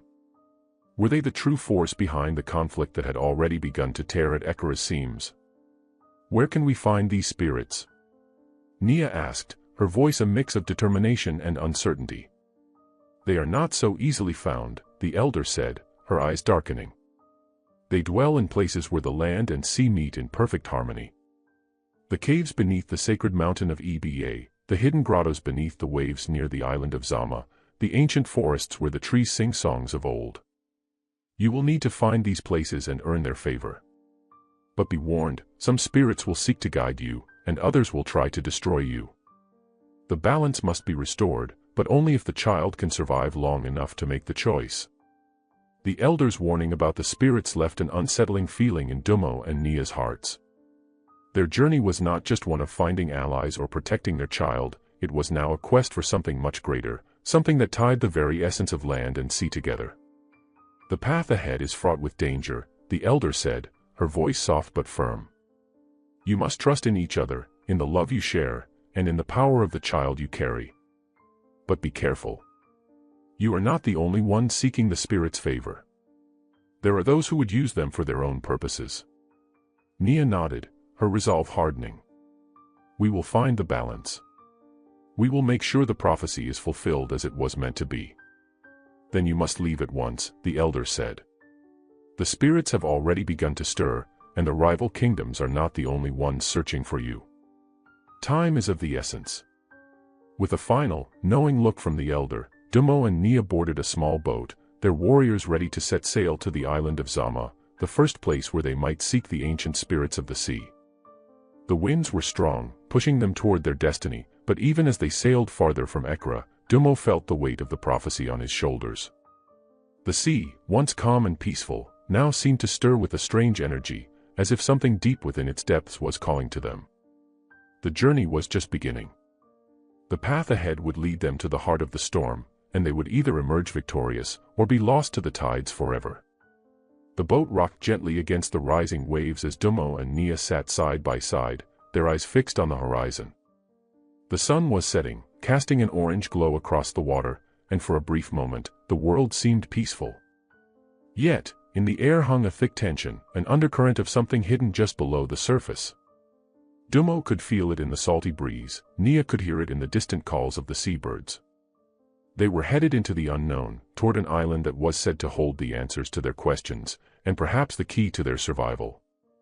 The island of Zama was a place of legends, a place where the sea and the land met in harmony. It was said that only those with a pure heart could reach it, that its hidden grottos were sacred and protected by powerful spirits. But no one had set foot on the island in generations, not since the Great Split, when the kingdom of Ekra had severed its ties with the sea. Now, only whispers and rumors remained, stories passed down by the elders that spoke of strange lights beneath the waves and the ghostly songs of ancient beings. As they approached the island, the air grew colder, and the wind picked up speed, whipping around them with greater force. The boat surged forward, propelled by an invisible hand. Dumo tightened his grip on the boat's edge, his eyes scanning the water around them. Something was out there, something that could sense their arrival. "Hold on," he shouted to Nia, though she was already steady, her sharp senses attuned to the changes in the air and water. Her deep connection to the sea gave her an advantage, and even now, she could feel the presence of something ancient stirring beneath the waves. "We're close," Nia whispered, her voice low but full of conviction. The boat crested a final wave, and before them, the island of Zama rose from the sea like a dark silhouette, covered in thick jungle and towering trees that seemed to stretch impossibly high. The island was surrounded by cliffs on all sides, jagged rocks that jutted out of the water, and hidden coves that no ship dared to approach. But within the heart of the island, they could see the faint outline of a cave entrance, a natural arch carved into the cliffs. This was the path they had been seeking. As they neared the shore, the sea grew choppy, and the air thickened with a strange energy. Dumo felt his chest tighten as if the very earth was holding its breath. He glanced at Nia, her expression serious, and he knew that whatever lay ahead, it would not be easy. "We're not alone," Dumo murmured, scanning the horizon again. "I can feel it. Something's watching us." Nia nodded, her eyes narrowing. "The spirits are not always friendly. We must approach with caution." The boat scraped against the rocky shore, and they disembarked, stepping onto the uneven ground of the island. The jungle before them was dense, the air thick with the scent of moss and salt water. Strange sounds echoed from within, a chorus of calls and whispers that seemed to come from the very trees themselves. Dumo's hand instinctively reached for his sword, though he knew that this journey was not one that could be fought with steel alone. "Stay close," Dumo warned, leading the way into the jungle. The dense foliage parted before them, almost as if it was guiding them forward. The deeper they walked into the jungle, the more the sense of something ancient, something powerful, seemed to grow. The very ground beneath their feet felt alive, as if it was aware of their presence. It was clear now that they were not merely walking through a jungle, they were entering a place of great magic, a place where the natural and supernatural realms intertwined. After a long and silent walk, they arrived at the cave entrance. The massive rock arch stood like a guardian, its surface covered in strange carvings, symbols that seemed to shift and change as they gazed upon them. Dumo stepped forward, his hand hovering over the symbols. They were not words, not in any language he knew, but they radiated with power. These were ancient symbols, the language of the spirits. "The entrance is protected by powerful magic," Nia murmured, her voice barely a whisper. "We need to prove ourselves worthy to enter." Dumo nodded. "We will do whatever it takes." Nia stepped forward, her eyes closed as she reached out to the energy around them. For a moment, she seemed to blend into the environment, becoming one with the jungle, the sea, and the earth. Her body shimmered, her skin glowing with the light of the sea, and her long hair rippled like waves in the breeze. Then, as though responding to an unspoken command, the symbols on the cave entrance began to glow. A voice, ancient and deep, echoed from within the cave. It was not spoken in words but in feelings, in impressions.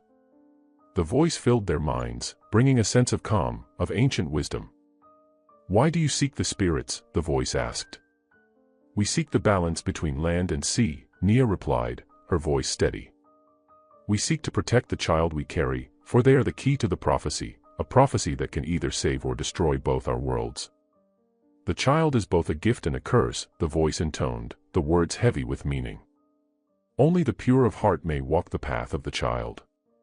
Only those who understand both the darkness and the light can shape the future." Dummo felt his pulse quicken as the voice continued, but his determination did not waver. He knew they had no choice but to press on. "We will not fail," he said firmly. "We will protect our child, no matter the cost." There was a long pause, and then, the voice spoke again, this time softer, almost approving. "Then you may enter. But beware. The path is not one of certainty. Many have walked it before you, and many have fallen. The future is always shifting, always changing. You must decide what your hearts truly desire." With that, the symbols on the cave entrance flared brightly, and the massive rock arch slowly parted, revealing the dark passage beyond. The air that poured from within the cave was cool and damp, but it held a strange pull, drawing them in. Dummo and Nia shared one last glance before stepping into the cave, their hearts heavy with the knowledge of what lay ahead. Inside, the unknown awaited them. They would either find the answers they sought or become lost in the labyrinth of the spirit's tests. And in their hearts, they both knew that the fate of the child, of the land and sea, rested on the choices they would make within these sacred walls. The path inside the cave was narrow, winding deep into the belly of the island. As they walked, the air grew colder, and the faint glow of their surroundings became darker, replaced by the glow of the symbols on the walls. Strange shadows danced along the cave's interior, and the quiet whispers that had filled the air outside now grew louder, as if the very walls of the cave were alive with ancient voices. Dummo and Nia moved forward cautiously, every step echoing through the cavernous space. They could feel the weight of the spirit's presence pressing against them, as if the very air was charged with energy. Suddenly, a voice rang out, not in their minds this time, but in the space around them. It was a voice filled with ancient authority, commanding and powerful. "Who dares to enter the sacred cave of the spirits?" Dummo stepped forward, his voice steady but filled with reverence. "I am Prince Dummo of Ekara, and this is Nia, the mother of the child of prophecy. We seek guidance, for the future of our people, of the land and the sea, is at stake." The voice echoed again, deep and rumbling. "You seek to protect the child, but do you truly understand the burden of that responsibility? Do you understand the cost of fulfilling the prophecy?" Nia's heart pounded in her chest. She stepped forward, her voice soft but filled with strength. "We understand that the prophecy will bring both light and darkness. We are willing to bear that burden. But we need the guidance of the spirits to ensure that we fulfill the prophecy as it was meant to be, without letting it fall into the wrong hands." The voice was silent for a long moment, and then it spoke once more, this time with a hint of amusement. "Very well. If you are truly worthy, you must prove it. You must face the trials of the spirits. Only then will you be granted the knowledge you seek." Dummo and Nia exchanged a glance, their hearts heavy with the realization that the path ahead would not be easy.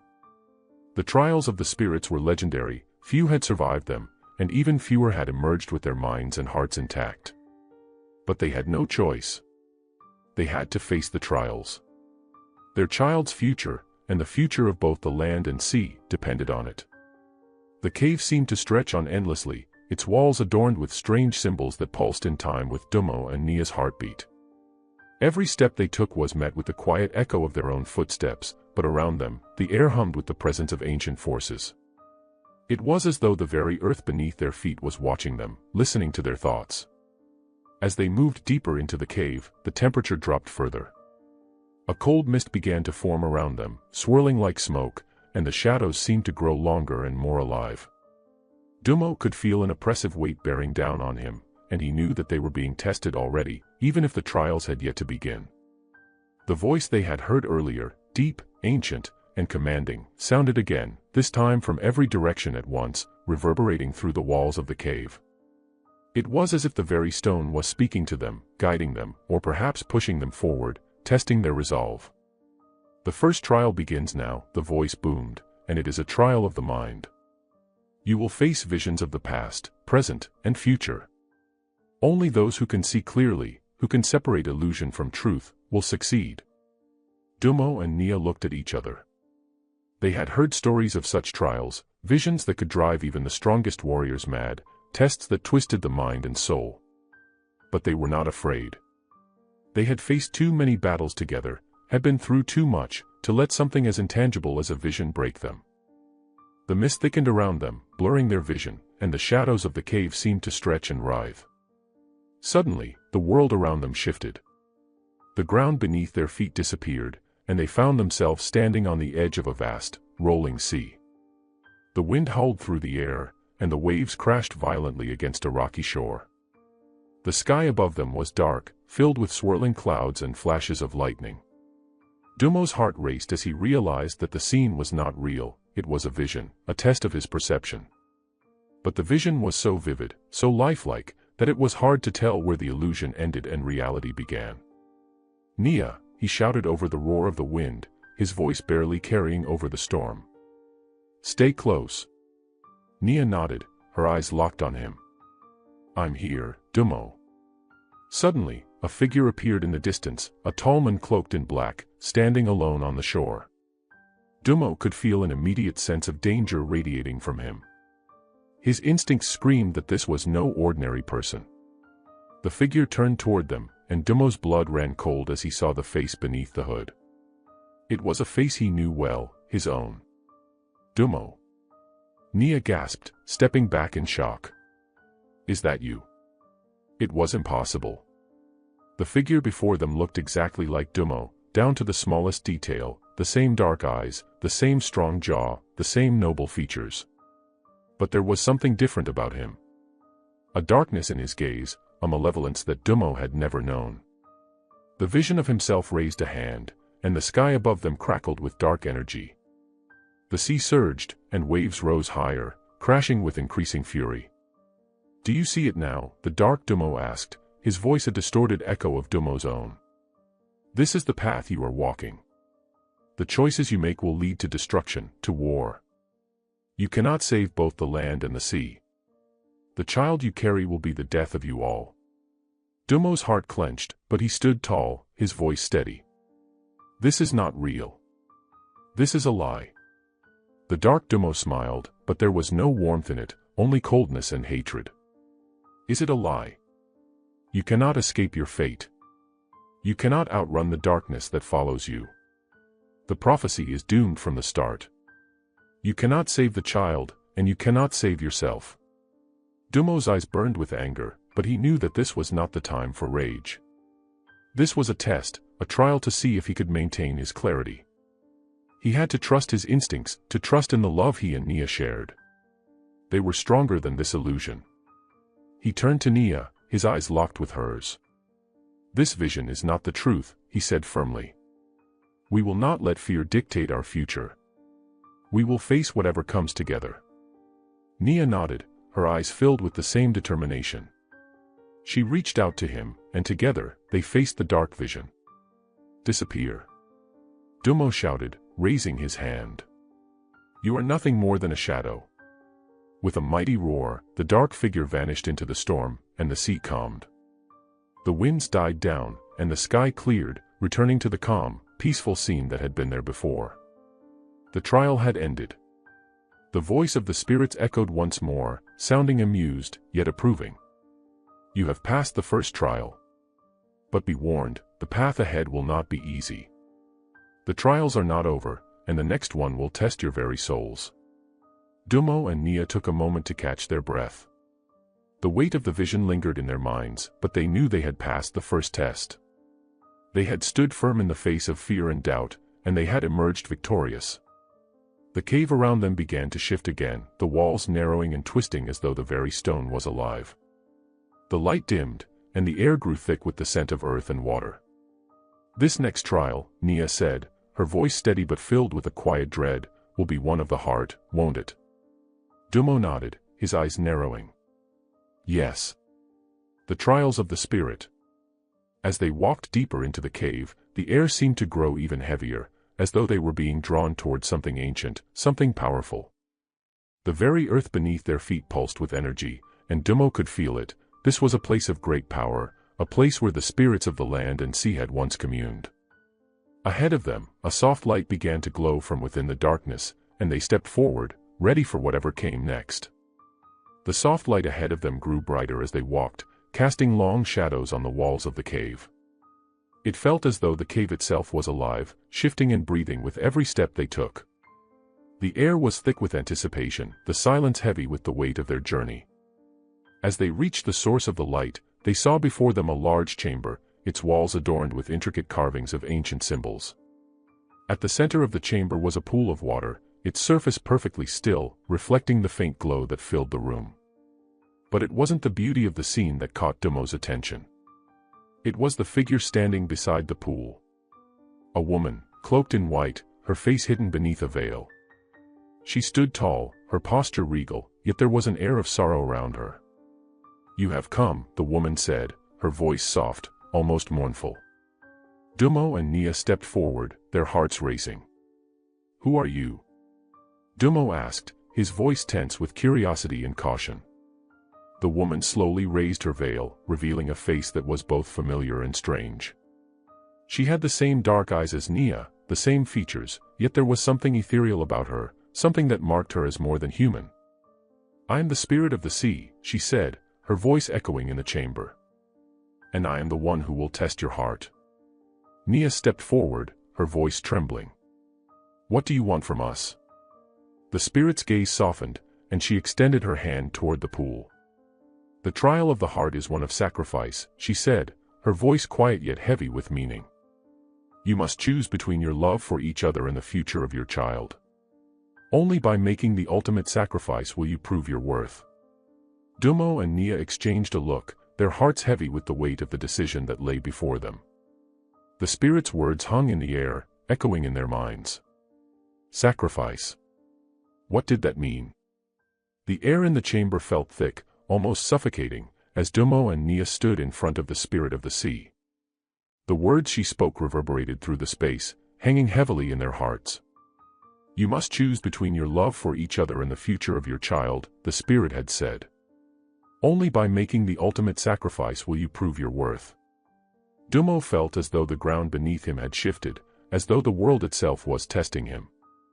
He had always believed in the strength of love, the bond that tied him to Nia, to the child they were carrying. But now, the very nature of that bond was being challenged. Could they love so deeply that they would willingly sacrifice one for the other? Would it be enough to secure the future of the land and the sea? Nia's gaze met Dummo's, her eyes wide with uncertainty, her hands trembling. "What does she mean by sacrifice?" Nia whispered, as though afraid to voice the question aloud. Dummo took a deep breath, his thoughts racing. He had known that the trials would not be easy, but he had never imagined they would force him to confront the very heart of his being, to question his deepest convictions. He turned to the spirit. "What kind of sacrifice are you asking for?" he demanded, his voice steady despite the storm raging within him. "Do you want us to give up our love? Our child?" The spirit of the sea remained silent for a moment, her expression unreadable behind her veil. Then, her voice came again, soft but firm. "The sacrifice is not what you think," she said. "It is not a matter of giving up what you hold dear. It is a matter of making the hardest choice, the one that no heart would wish to face." Dummo's heart clenched as he tried to understand. What could possibly be harder than choosing between his love for Nia and their unborn child? He couldn't imagine a world where he had to choose between the two. They were both his everything. The spirit's gaze softened as though reading his thoughts, understanding his struggle. "The future of your people is tied to the child you carry, Prince Dummo. But the child's path is one of great danger. The prophecy speaks of both light and darkness. The child will be the one to unite the land and the sea, but only if the blood of sacrifice is shed. The choice is not about choosing one life over another. It is about choosing the future, the fate of your kingdom, over your own desires." Nia's voice trembled as she spoke, barely above a whisper. Are you asking one of us to die? The spirit of the sea gave a slow, sorrowful nod. To protect the prophecy, to protect the future, one must make a sacrifice that will ensure the child's safety and the balance between land and sea. The one who remains will carry the weight of the world, but will also safeguard the child's legacy. Dummo felt a wave of grief wash over him. His mind raced with the impossibility of the choice. He couldn't imagine a world without Nia by his side. And yet, the fate of their kingdom, and the unborn child, depended on the sacrifice. He could feel the weight of the decision in his bones. The responsibility. The cost. Nia stepped forward, her voice steady now, though there was a faint tremor in it. "Dummo," she said softly, her gaze meeting his. "I know what this means. I know what we must do." Dummo looked at her, his heart aching. "No, Nia. We can't." She placed a gentle finger to his lips, silencing him. "We can, Dummo. We must. You have always fought for the kingdom. You have always protected your people. This is no different. I will make the sacrifice." Dummo's chest tightened with anguish. He reached out to grasp her hands, his voice cracking. "I cannot live without you, Nia. You are the light in my life. The strength I have comes from you." Nia smiled sadly, her eyes filled with both love and determination. "And you, Dummo, are my heart. But if I die, I will not truly be gone. I will live on in the legacy of our child. And the sea will always be with you, in every wave and every breath of the wind. I will never truly leave you." The spirit's voice interrupted, softer now, filled with the sorrow of ages. "The choice must be made now. There is no turning back." Dummo closed his eyes, feeling the weight of the world pressing down on him.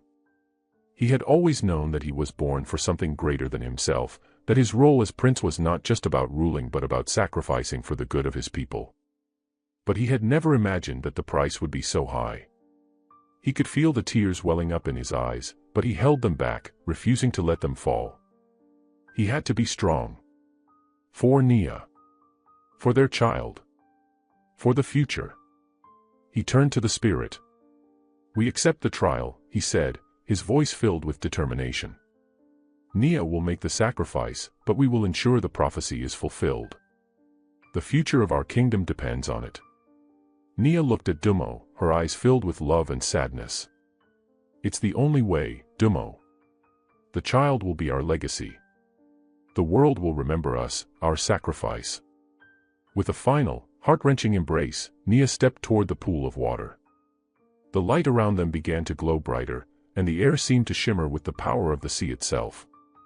The spirit of the sea raised her hand, and the water began to swirl, rising up in a powerful vortex.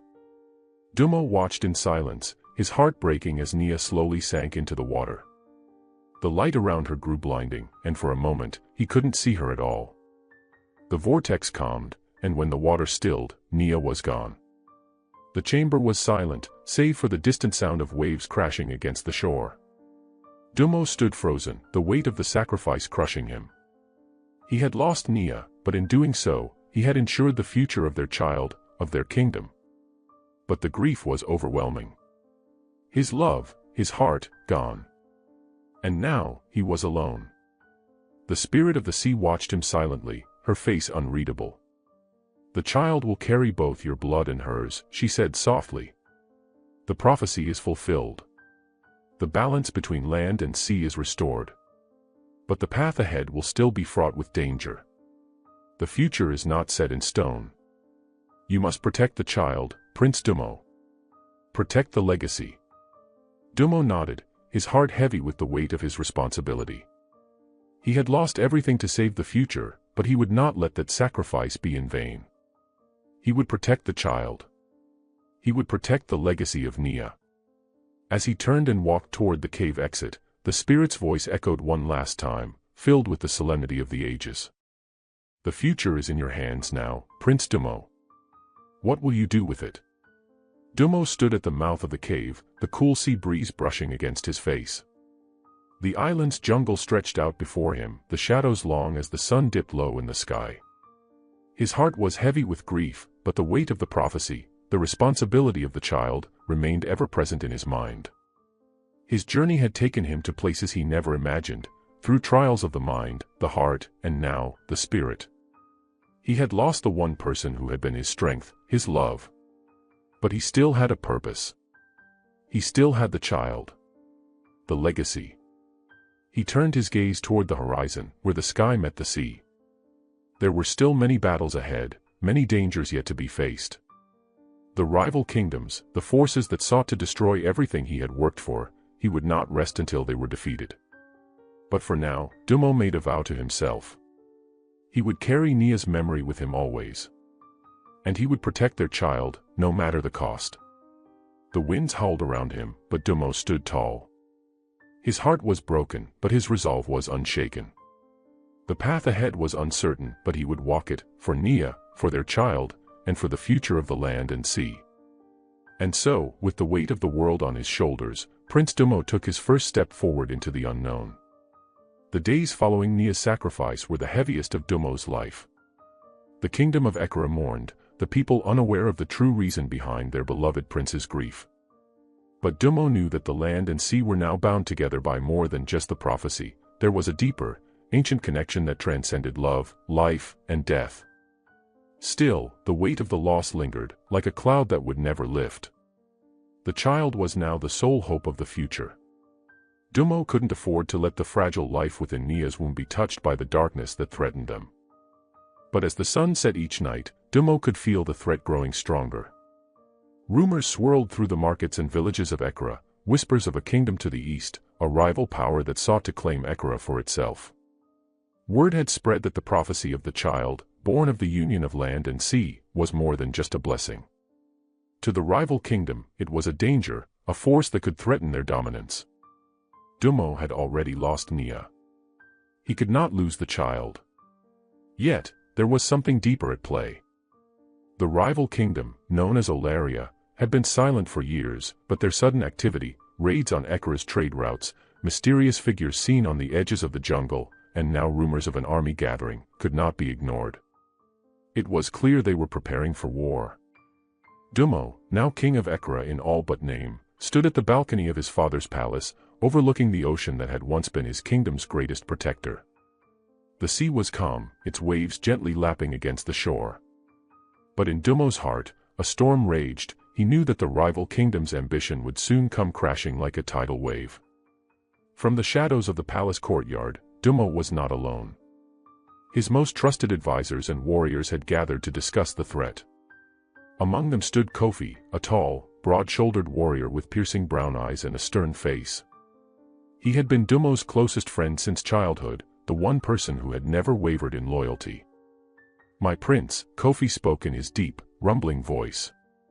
"The enemy grows bolder. The news from the north is grim. Olaria has sent spies to our borders. They are preparing to strike." Dummo clenched his fists. "I know," he said quietly.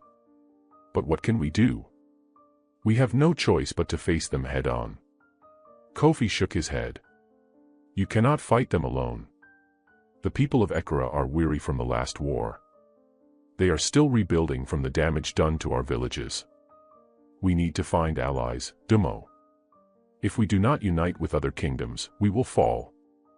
Dummo looked out over the horizon, his gaze piercing the distance. "I've thought of that. But who can we trust? The Olarian kingdom is vast and powerful. They have spies in every corner of the known world. How can we know who is loyal?" Kofi stepped closer, his hand resting on Dummo's shoulder. "We must start with those closest to us, your father's allies, the ancient tribes who once held power over the jungles. There are allies among them who still remember their oaths to Ekara. We need their strength." Dummo nodded slowly. "Then we will send word to them. But we must also prepare for war. I won't let Olaria take this kingdom without a fight."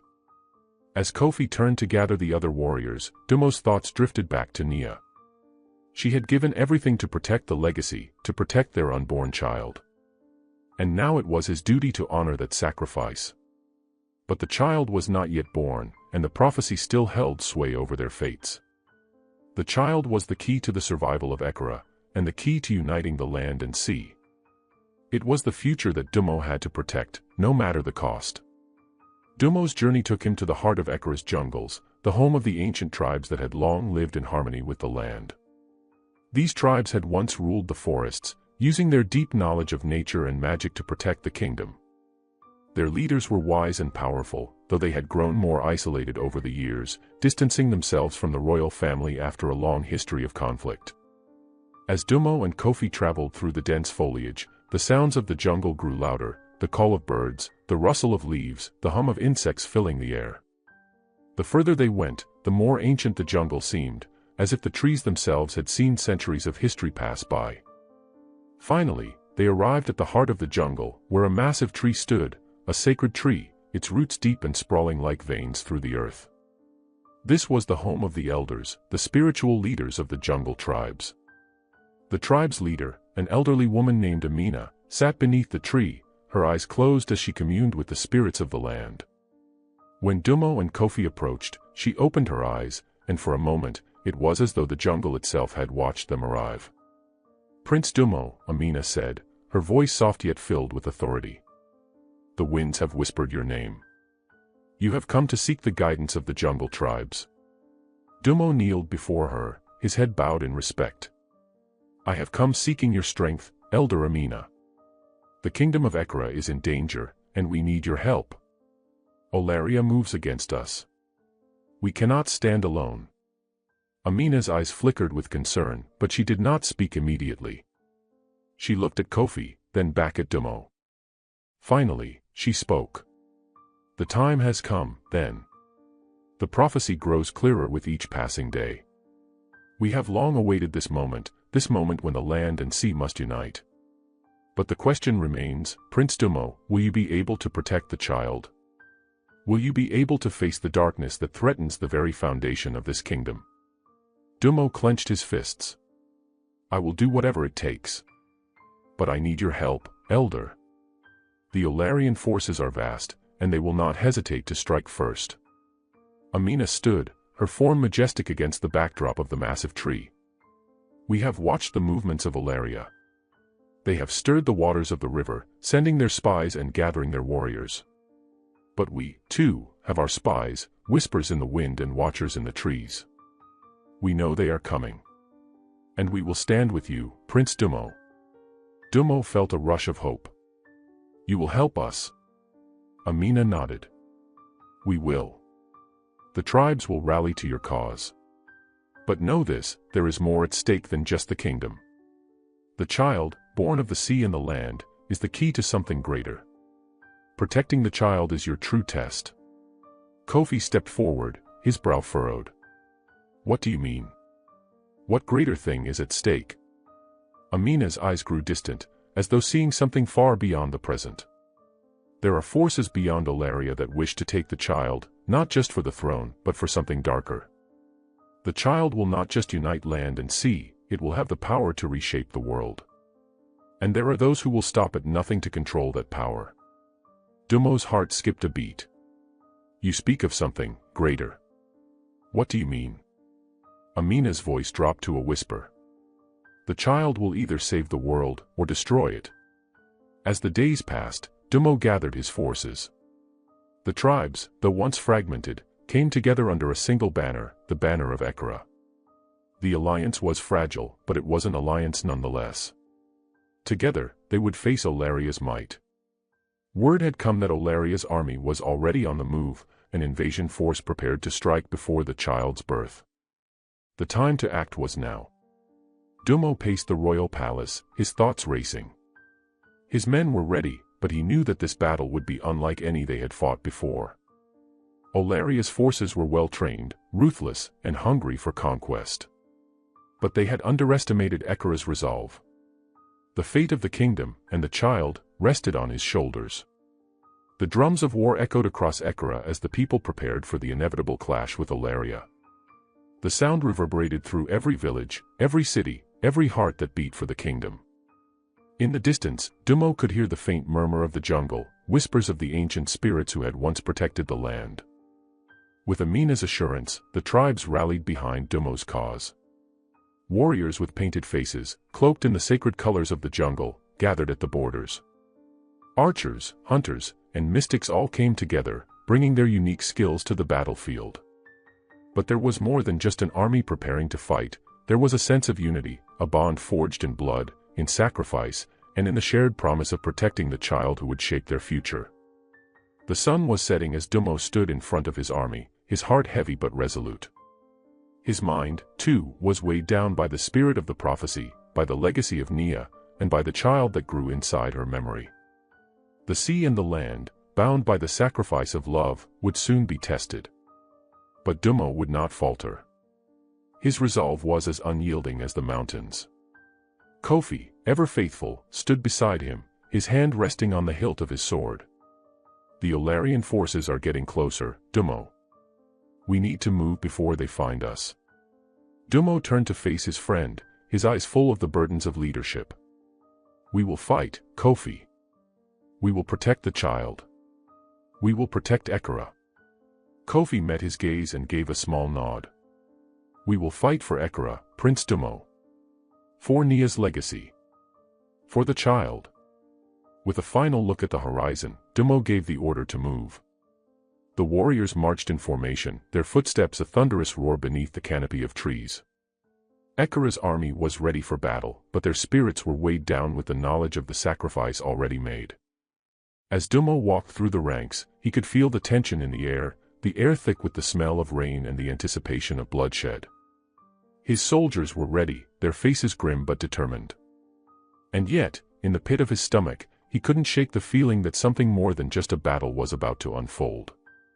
It had been 3 days since Dumo had given the order for war. The jungles of Ekera, once peaceful and serene, now felt like the battlegrounds of old. The once pristine roads that connected villages were now filled with the hustle of soldiers and the weight of anticipation. Ekera had never been this unified, this focused. But the enemy was coming. Dumo could sense them before he saw them. The Olarian forces, a vast army of well-trained warriors, had crossed the northern border, and they moved swiftly, marching through the forests like a dark cloud. Reports had come in, scouts from Ekera had spotted their movement. It was only a matter of time before they reached the heart of the kingdom. Dumo knew that a battle at the borders would be inevitable. The only question was whether they could hold the line long enough for reinforcements to arrive. Prince Dumo, Kofi said, his voice sharp with urgency. We must prepare for the worst. Their numbers are far greater than ours. We need to fall back to the mountain pass where the tribes can defend from higher ground. Dumo nodded, his mind racing. The child must be kept safe. We cannot afford to lose. A victory here will ensure that Ekera remains free. As the Olarian army drew closer, Dumo felt a coldness seep into his veins. He had been to many battles in his youth, but this felt different. The weight of the prophecy, the future of his kingdom, and the life of his child rested on the line. This wasn't just another skirmish, it was a fight for the very soul of Ekera. It was early in the morning when the battle began. The air was thick with the scent of smoke, dust, and anticipation. The soldiers of Ekera, though outnumbered, stood firm, their resolve strengthened by the spirits of their ancestors, by the memory of Nia's sacrifice, and by the child who would one day lead them all. Dumo stood at the front of his forces, his sword drawn, his face grim but focused. Kofi stood by his side, as always, his eyes scanning the battlefield for signs of the enemy. Behind them, the jungle tribes had set up barricades and hidden in the dense foliage, waiting for the right moment to strike.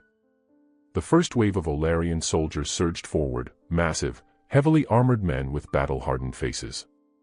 They were led by General Tarek, a ruthless tactician with a reputation for crushing his enemies without mercy. He had studied Ekera's defenses and knew exactly where to strike. The Olarian forces were not just soldiers, they were hunters. They moved like a tidal wave, swallowing everything in their path. But Ekera's warriors stood firm, their weapons gleaming in the sunlight, their hearts beating with the rhythm of their ancestors. Dumo watched as the Olarian forces clashed with his own. The sounds of metal on metal, the cries of warriors, and the thundering of hoofs filled the air.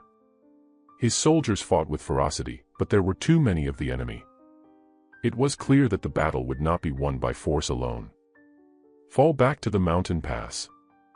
Dumo shouted, his voice carrying over the chaos. We cannot win here. We need higher ground. Kofi's voice echoed in his ear. The tribes are ready, Dumo. We must hold them off long enough for reinforcements to arrive. Dumo's heart raced as he sprinted toward the rear, where the tribes were waiting. He fought through the ranks of Illyrian soldiers, his sword cutting through the air, his mind focused on one goal, protecting the child. His soldiers followed behind him, pushing back the enemy with all their strength, retreating slowly but steadily. When Dumo finally reached the mountain pass, he saw the tribe warriors ready to defend their ground. They had set up traps along the path, pitfalls hidden beneath the dry earth, thorny bushes ready to entangle any who ventured too close. It was the jungle's defense, the same defense that had kept Ekra safe for generations. As the Illyrian forces pursued, they fell into the traps one by one. The battle raged on, but now the tide had shifted. The Illyrian soldiers, unable to advance due to the traps and the sheer force of the jungle tribes, were faltering. However, even as the battle seemed to be turning in their favor, Dumo couldn't shake the feeling that something was amiss. The Illyrian forces were relentless, and their battle tactics were too precise, like they had anticipated every move. He turned to Kofi, who had been watching the battle with a keen eye. Do you think they are being controlled by someone else? Dumo asked, a knot forming in his stomach. Kofi's gaze darkened. I think it's more than just a kingdom-seeking war, Dumo. There's something else at play here. Something bigger. Before Dumo could respond, a loud crack echoed across the battlefield. It was the sound of breaking trees. And from the depths of the jungle, emerging like a storm, came an army of shadowy figures. The jungle seemed to come alive, and from the trees and shadows emerged an army that wasn't of flesh and bone. They were shadowy figures, their bodies distorted by dark magic, their eyes glowing with an unnatural light. The warriors of Ekra recoiled in shock and fear as the shadow army surged forward, cutting through the jungle like a force of nature. Dumo's heart skipped a beat. No, he whispered, recognizing the dark magic that had come to life. The Illyrian forces, who had been struggling in the battle, now seemed to rally behind the shadows. General Tarek, his face twisted with an eerie grin, stood at the front of the shadow army. The child will belong to us, he shouted, his voice carrying over the battlefield. Kofi stepped forward, his sword drawn. We will fight, Dumo. We must protect the child at all costs. Dumo nodded, his mind racing. He had to protect the child. He had to stop Ilaria, and whoever else was pulling the strings. But the true battle was only beginning. The sudden appearance of the shadow army left Ekra's forces stunned. The warriors, who had fought with such unity, now faltered in the face of a supernatural enemy. These shadowy figures moved with eerie precision, their forms twisting and warping, as if the jungle itself had birthed them from the very soil. Their glowing eyes seemed to pierce the hearts of the defenders, filling them with a chilling sense of dread. General Tarek, now standing at the front of the shadow army, raised his hand, and a low, guttural chant reverberated through the air. The ground trembled beneath the soldiers' feet, and the shadows seemed to grow deeper, as if feeding off the fear of the battlefield. Dumo stood frozen, his sword in hand, as the gravity of the situation set in. These were no ordinary soldiers. These were creatures of darkness, summoned by forces far beyond the reach of the Illyrian kingdom. His mind raced, trying to make sense of it all. Who was behind this?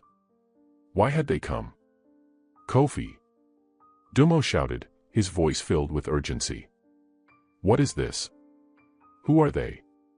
Kofi's face was pale, his eyes narrowed in suspicion as he observed the shadowy figures. These are not warriors from Ilaria, he said, his voice low and filled with dread. These are the servants of the Dark Sorcerer. I thought he was just a myth, a story told to scare children, but he's real. The Dark Sorcerer? Dumo's voice was filled with disbelief. What do you mean? Kofi's eyes were grim as he explained, long ago, before your father's reign, there was a powerful sorcerer who sought to control both the land and the sea. He was banished after his dark magic nearly destroyed the kingdom. But legends say that his soul was never fully destroyed, and that he still lurks in the shadows, waiting for the right moment to return. It seems that moment is now. Dumo's heart pounded in his chest.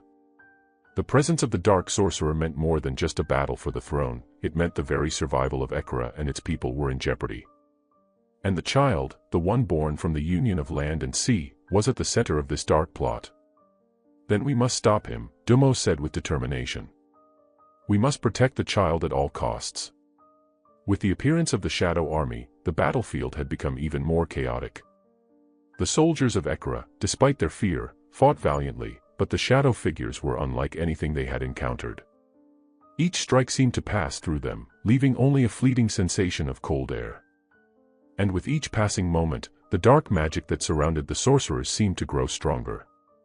As the battle raged on, Dumo knew that their forces could not hold much longer. The Shadow Army was too powerful, and the Olarian soldiers were now emboldened, fighting with a ferocity fueled by the dark magic that swirled around them. "We need to retreat," Kofi shouted, his voice carrying over the din of battle. "We can't win this fight on the battlefield. We must protect the heart of Ekara, the temple where the ancient powers of the land are kept. That is where the prophecy will be fulfilled." Dumo nodded, the weight of the situation pressing down on him. "The temple," he muttered to himself. The ancient temple hidden deep within the jungle was the spiritual heart of Ekara, where the old magic of the kingdom was said to be concentrated. It was the last place where Ekara's true power could be found, and it was where the child was destined to fulfill the prophecy. The two friends pushed through the battlefield, cutting a path through the chaos to the heart of the jungle. Behind them, the sounds of the battle echoed, but Dumo's focus was fixed on the temple. The child had to be protected, and the only way to do that was to ensure the power of the prophecy could be invoked before it was too late. As they neared the temple, Dumo's heart quickened. The air seemed to shift around them, charged with the ancient energy that flowed through the jungle. The temple loomed ahead, its massive stone doors covered in intricate carvings of mythical creatures and sacred symbols. It was said that only those who truly understood the magic of Ekara could enter, and Dumo, now king in all but name, was about to test that theory. The temple was eerily silent, standing in the midst of the dense jungle like an ancient relic of a bygone age. Vines clung to the stone walls, and the roots of the great trees wrapped around its base, as if the jungle itself were guarding it from the outside world. The air was thick with the scent of damp earth and ancient incense, the only sound the rustling of leaves in the breeze. Dumo and Kofi approached the massive stone door, their steps echoing in the stillness. It was a grand structure, built by ancestors long forgotten, and it held secrets that even the wisest of the kingdom's scholars could only dream of understanding. "Here it is," Kofi said, his voice hushed, as if speaking aloud might disturb the sacredness of the place. "The heart of Ekara." Dumo nodded. "The child must be protected here. We need to activate the magic. But I don't know how. This temple is old, Kofi. The magic that lies within it might have faded over the centuries." "Then we will find a way," Kofi said with determination. "We have no choice." They approached the door, and Dumo placed his hand on the stone. As soon as his fingers touched the cool surface, the carvings on the door seemed to glow faintly, the ancient symbols shifting in a way that seemed almost alive. A voice, deep and resonant, echoed from within the stone, filling the air with a sense of ancient power. "Who seeks entry into the heart of Ekara?" it demanded. Dumo stood tall and spoke with unwavering resolve. "I am Dumo, Prince of Ekara, son of the sea and the land. I seek protection for the child who is the key to the prophecy. Open the door, that we may fulfill our destiny." For a long moment, there was silence, the only sound the wind whispering through the trees. Then, the stone began to rumble and shift. Slowly, the massive doors creaked open, revealing the dark, shadowed interior of the temple. Inside, faint blue light shimmered in the air, casting strange, flickering shadows on the walls. Dumo stepped forward, his heart pounding. "We must move quickly. The Shadow Army will not give up so easily." Kofi followed closely behind. "We are not alone, Dumo. This place is filled with magic. Let it guide us." As they entered the temple, the door closed behind them with a deafening sound, sealing them inside. The light from within grew brighter, revealing a vast chamber filled with towering stone pillars, each one etched with the history of Ekara's ancient kings and queens. At the far end of the chamber stood a great altar, bathed in a soft, ethereal light. And there, on the altar, lay a crystal, shining with a soft blue light. Dummo felt an overwhelming sense of awe as he approached it. The prophecy, the magic of the land and sea, was bound within this crystal. The key to the future of Ekara, and to the safety of the child, lay within his grasp. Dummo reached out and touched the crystal. The moment his fingers made contact, a surge of energy rushed through his body, flooding him with visions of a kingdom united, of peace between the land and the sea. But then, darker visions appeared, visions of a shadow rising, of the child being consumed by the darkness that threatened to destroy all. The crystal pulsed in his hand, and a voice echoed in his mind. The child's destiny is not just to unite the land and sea, but to fight the darkness that seeks to swallow the world whole. Only through sacrifice will the prophecy be fulfilled. Dummo's heart skipped a beat as the voice faded, leaving him breathless with the weight of its meaning. He had always known the prophecy was important, but he had never fully understood its true cost. The child, his child, was not just a symbol of hope. The child would be the one to face the darkness. And to protect the kingdom, to protect the world, there would be a price. But what would that price be? Would it be the child's life? Would it be his own? The crystal in Dummo's hand pulsed again, its light brighter than before. The vision it had shared with him still lingered in his mind, like a shadow of uncertainty. The child, his child, was not simply the key to Ekara's future.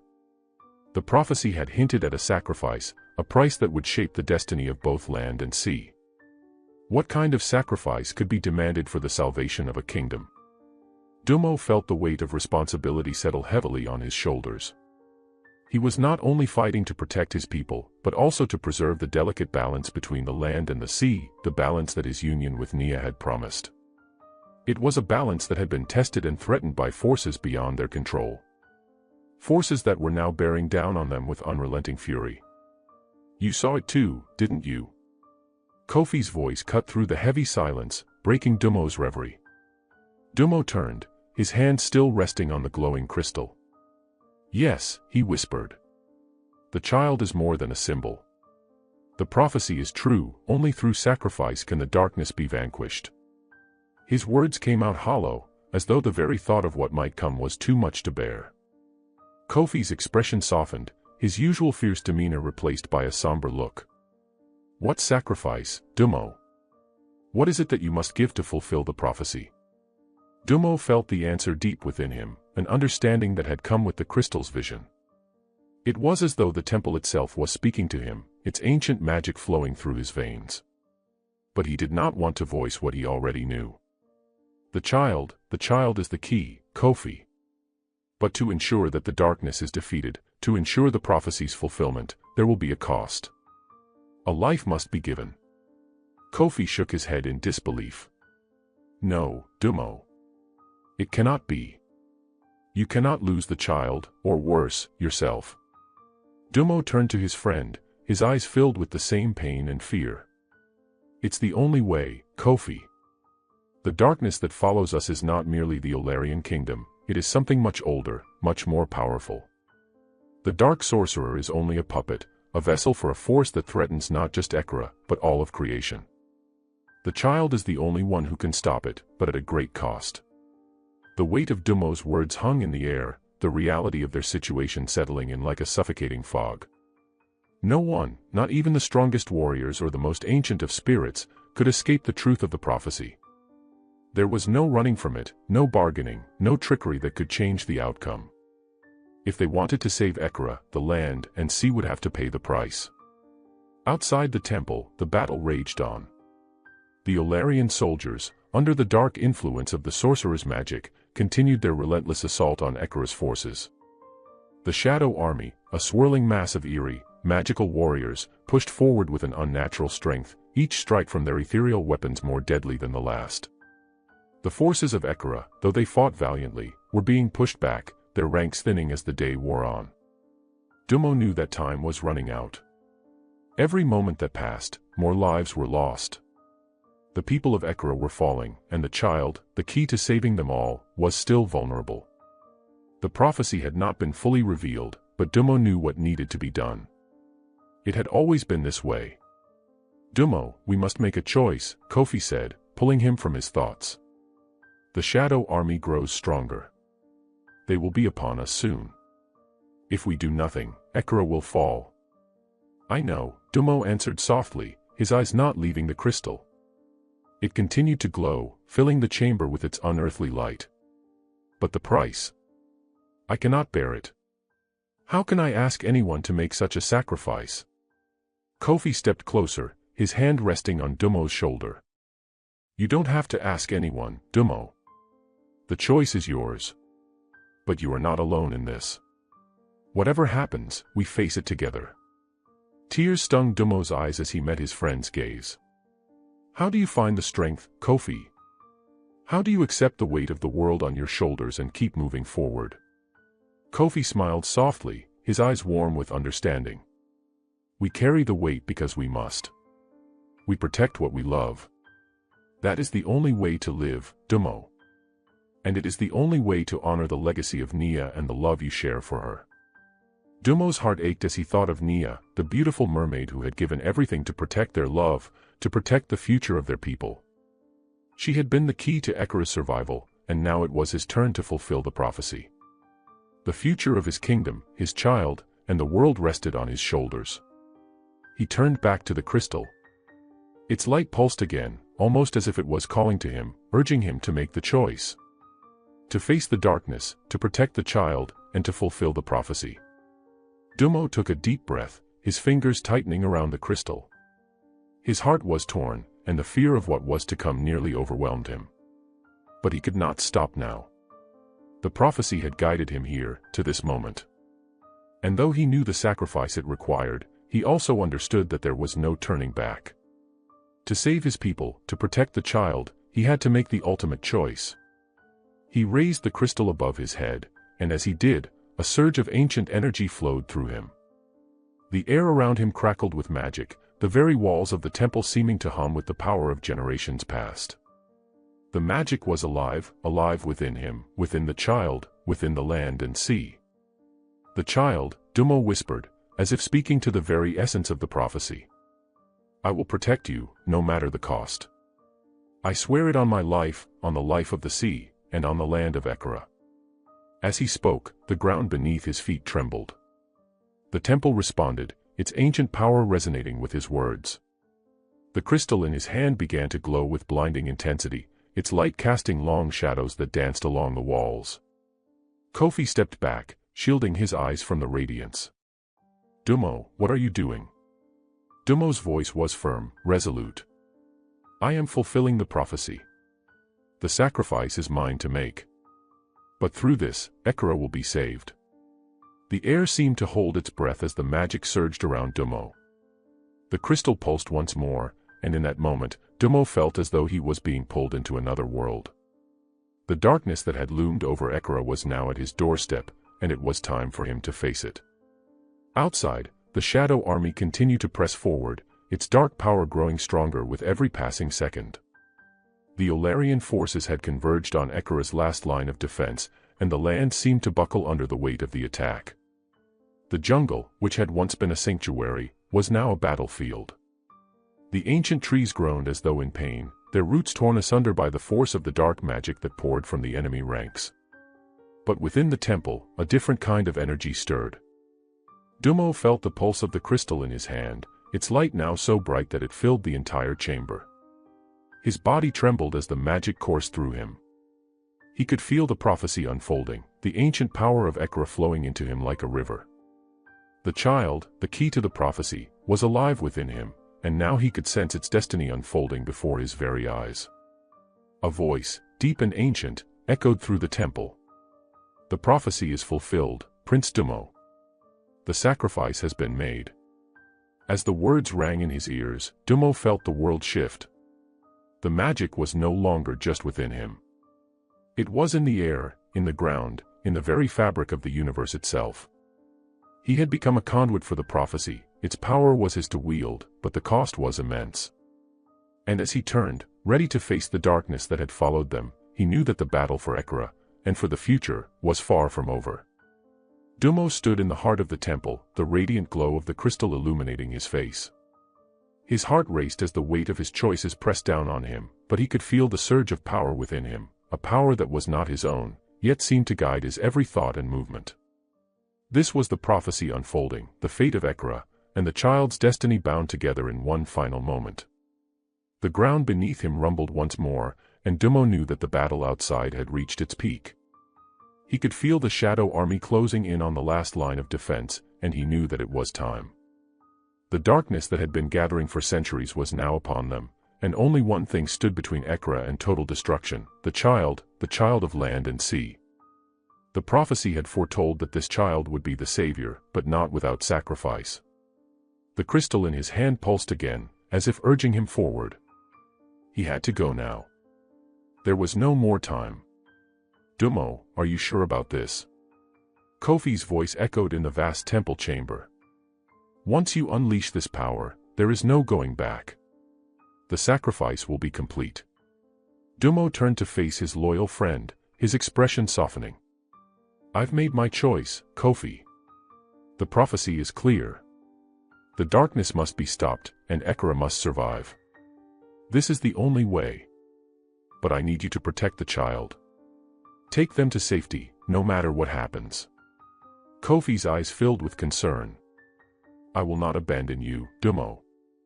I promise me, Kofi," Dumo interrupted, his voice firm but filled with a depth of emotion.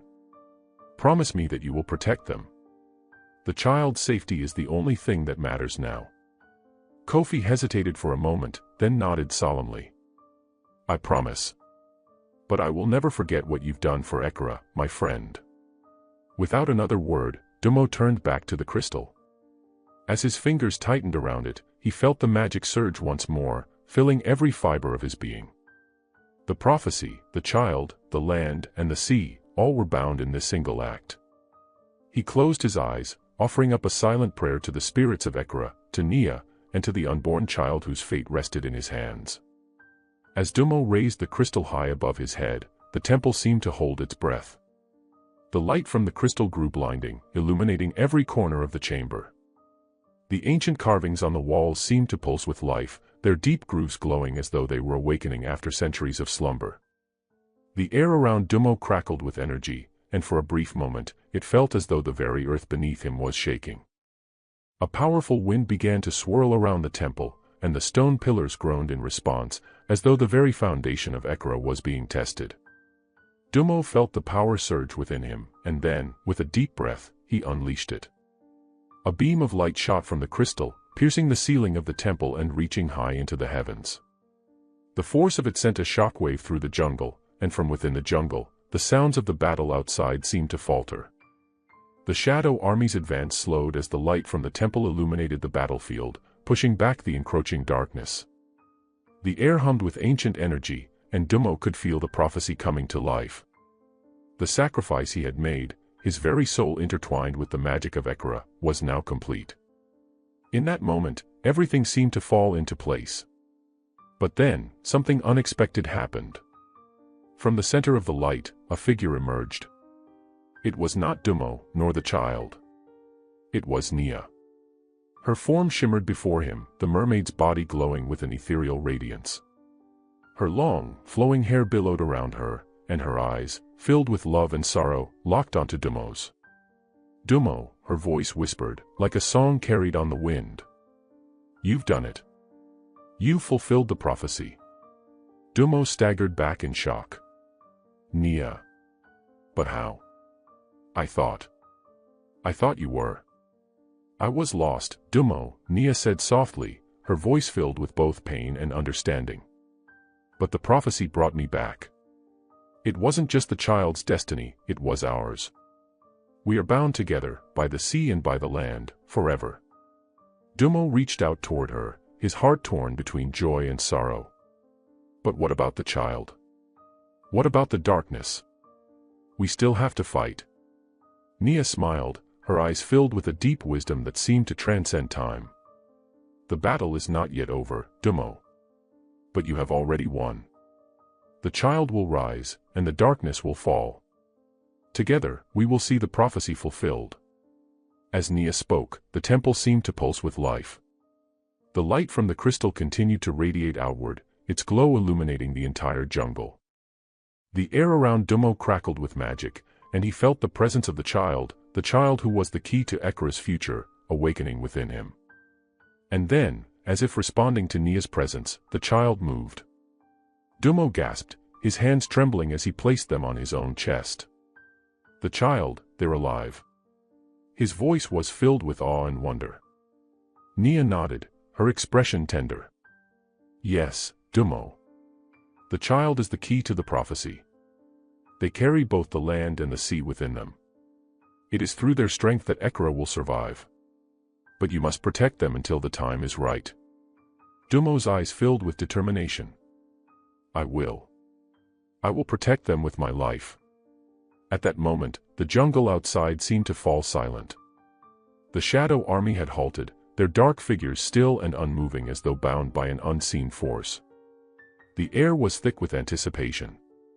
Dummo turned to Kofi, who had been watching from the doorway, his expression filled with awe. Kofi, take the child. Lead them to safety. Kofi nodded, his face serious. But what about you, Dummo? You cannot fight alone. The shadow army is too powerful.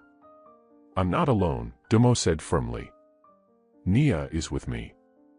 The prophecy has given us the power we need to defeat the darkness. We will do it together. With those final words, Dummo turned back to Nia, his heart filled with both love and resolve. The time had come to fulfill the prophecy, and to fight for the future of Ekura, for the child, and for the land and the sea. The jungle seemed to tremble as Dummo and Nia stood united, their combined power now a force that could not be denied. The shadow army, sensing the shift in the air, began to stir once more. The Olarian forces, still under the sorcerer's dark influence, began to advance again, their eyes glowing with the malice of the dark magic that bound them. But this time, it was different. The energy within the temple had awakened something within Dummo, a strength that he had never known before. With Nia by his side, he could feel the power of both the land and the sea coursing through him, ready to be unleashed. The child, still within him, stirred again, their energy a beacon of hope and power. It was time for Ekura's future to be shaped. As Dummo and Nia stepped forward, the light from the crystal blazed once more, and the battle for Ekura was about to begin in earnest. The shadow army surged forward, their eyes glowing with malevolent energy as they marched towards the heart of Ekura. Dummo could feel the dark power of the Olarian soldiers, the force of the sorcerer's magic controlling them. But now, he felt something else within himself, an overwhelming wave of energy, the combined power of the land and the sea, coursing through his veins. Nia's presence beside him made him stronger. Her glowing form pulsed with the energy of the ocean, an ancient magic that could match the darkness in a way nothing else could. She was a part of him now, as much as he was a part of her. Together, they were unstoppable. We must act now, Dummo said, his voice filled with conviction. His hand clenched around the crystal, its light now matching the brightness of the full moon. He could feel the power building, preparing to explode out of him. We cannot let the darkness overtake Ekura. We must destroy it before it consumes everything. Nia nodded, her eyes glowing with the wisdom of the sea. You're right, Dummo. But we must be careful. The sorcerer's magic is powerful. We cannot defeat it with brute strength alone. We need to outsmart him. Let's lead him into the heart of Ekura. There, we can trap him. Dummo agreed, his mind racing as he formulated a plan. We'll use the land itself. The jungle has always been a protector of Ekura. If we channel the energy from the crystal into the earth, we can use the land's power to weaken the sorcerer's hold on the soldiers. With the child's strength, we can turn the tide. They turned to Kofi, who had been watching them silently, a mixture of awe and concern on his face. Kofi, take the child to the jungle's heart. Keep them safe, and make sure no one follows you. Kofi hesitated, his face torn. But what if something happens to you? What if you don't make it? Dummo gave his friend a steady, determined look. You must protect the child, Kofi. Ekara's survival depends on them. The child's power will guide us all. We have to trust in that. Kofi's expression hardened, his loyalty clear. I will, Dumo. But you be careful. With that, Kofi turned and ran into the jungle, carrying the child to safety. The jungle around Dumo and Nia seemed to respond to their presence. The trees swayed in rhythm with the energy building in the air. Dumo could feel the earth beneath him, its power growing stronger as he focused on the crystal in his hand. The light it emitted was no longer just a source of power, it was a conduit, linking him to the very heart of Ekara.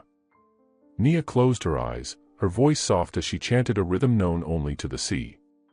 The air around them rippled, and the water from the nearby river began to rise, swirling in a pattern that mirrored the pulse of the crystal. The power of the land and the sea was coming together, ready to fight the darkness. The sorcerer's army, now within the jungle's reach, stopped in their tracks. They could feel the energy, the shift in the balance, but they could not comprehend what was happening. The Olarian soldiers stood like puppets, their expressions vacant, their minds lost to the sorcerer's dark magic. Now, Dumo whispered to Nia, his voice trembling with urgency. The two of them raised their hands in unison. The crystal in Dumo's hand flared, and the earth around them began to tremble. The trees groaned as the jungle's ancient power surged through them. The crystal's light intensified, and for a moment, it seemed as though the entire world held its breath. Then, with a mighty roar, the earth exploded in a burst of energy, sending a shockwave through the jungle. The Olarian soldiers staggered, their magical defenses wavering. The jungle responded, the very roots of the trees twisting and rising from the ground, creating an impenetrable wall between the soldiers and the heart of Ekara. From the shadows, the sorcerer appeared. His dark robe fluttered in the wind, and his eyes glowed with a malevolent light. "You think you can stop me?" he sneered, his voice dripping with contempt. "You are nothing but pawns in a game you cannot comprehend." Dumo's heart pounded in his chest, but he stood firm. "It is you who are the pawn, sorcerer. You have twisted the power of Ekara, but you cannot control it. This land, this sea, they are alive. They have their own will, and you will not break them." The sorcerer laughed, a cold, harsh sound. "You speak of power as if it's a gift to be bestowed, but it is mine to take. I am the master of darkness. You cannot stand against me, not even with your little crystal." Nia stepped forward, her eyes filled with the fury of the ocean. "You have no idea what you are facing. You think you control the dark, but the dark is only a reflection of light. It is the light that will defeat you." The sorcerer sneered again, his hands raised in a threatening gesture. A dark cloud began to gather above him, swirling with ominous energy. The sky darkened as if responding to his power. "We will see about that." With a flick of his wrist, he sent a bolt of dark energy toward Dumo and Nia, but they were ready. The crystal flared with light, deflecting the sorcerer's attack. The jungle around them seemed to come alive, its roots twisting and turning to shield them from the blow. But the sorcerer was relentless. He continued to unleash wave after wave of dark energy, each more powerful than the last. Dumo could feel the strength of his magic pressing down on him, but he knew that the key to defeating the sorcerer lay within the child. The crystal pulsed in his hand, responding to his thoughts. Dumo closed his eyes, focusing all his energy into it. The child stirred within him, their power growing stronger with each passing moment. The child, the savior of Ekara, was ready. Nia stepped beside him, her voice a soothing whisper as she chanted in the ancient language of the sea. The energy between them swelled, and the ocean itself seemed to rise with them. The power of the land and the sea were now united, and they were ready to face the darkness. With a final surge of power, Dumo and Nia unleashed the full force of the prophecy. The crystal, now glowing brighter than the sun, sent out a wave of energy that spread through the jungle and across the battlefield. The Olarian soldiers, their minds still enslaved by the sorcerer's magic, were struck by the wave. Their eyes flickered, their bodies convulsing as the dark magic that controlled them shattered. The sorcerer, sensing his hold on his army slipping, roared in fury. He raised his hands to the sky, calling on the full might of his dark magic. The ground trembled beneath him as he unleashed a final, devastating attack, one that would have destroyed everything in its path. But Dumo and Nia were ready. The crystal's light grew blinding, and with a force that shook the very heavens, they countered the sorcerer's dark magic. The two powers collided with an earth-shattering crash, the light of the crystal pushing back the darkness, bit by bit. The sorcerer screamed in agony as his own magic turned against him. The dark energy consumed him, and with a final, agonizing howl, he was torn apart by the very darkness he had sought to control. The jungle fell silent. The Olarian soldiers, now free from the sorcerer's influence, dropped to their knees, exhausted and bewildered. The air was thick with the smell of burnt magic and the lingering presence of the battle that had just been fought. Dumo and Nia stood at the center of the chaos, their bodies glowing with the power of the crystal. Together, they had defeated the darkness. Together, they had fulfilled the prophecy. But the battle was not over. The future of Ekara, and the child, was still in their hands. The jungle was still, the oppressive weight of darkness lifted from Ekara's soul. Dumo and Nia stood together, their hands intertwined, gazing at the remnants of the battle. The once ominous dark clouds had cleared, and the sky above now shone with the soft glow of the rising sun.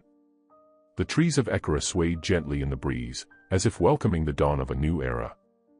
The Olarian soldiers, freed from the sorcerer's control, looked around in confusion.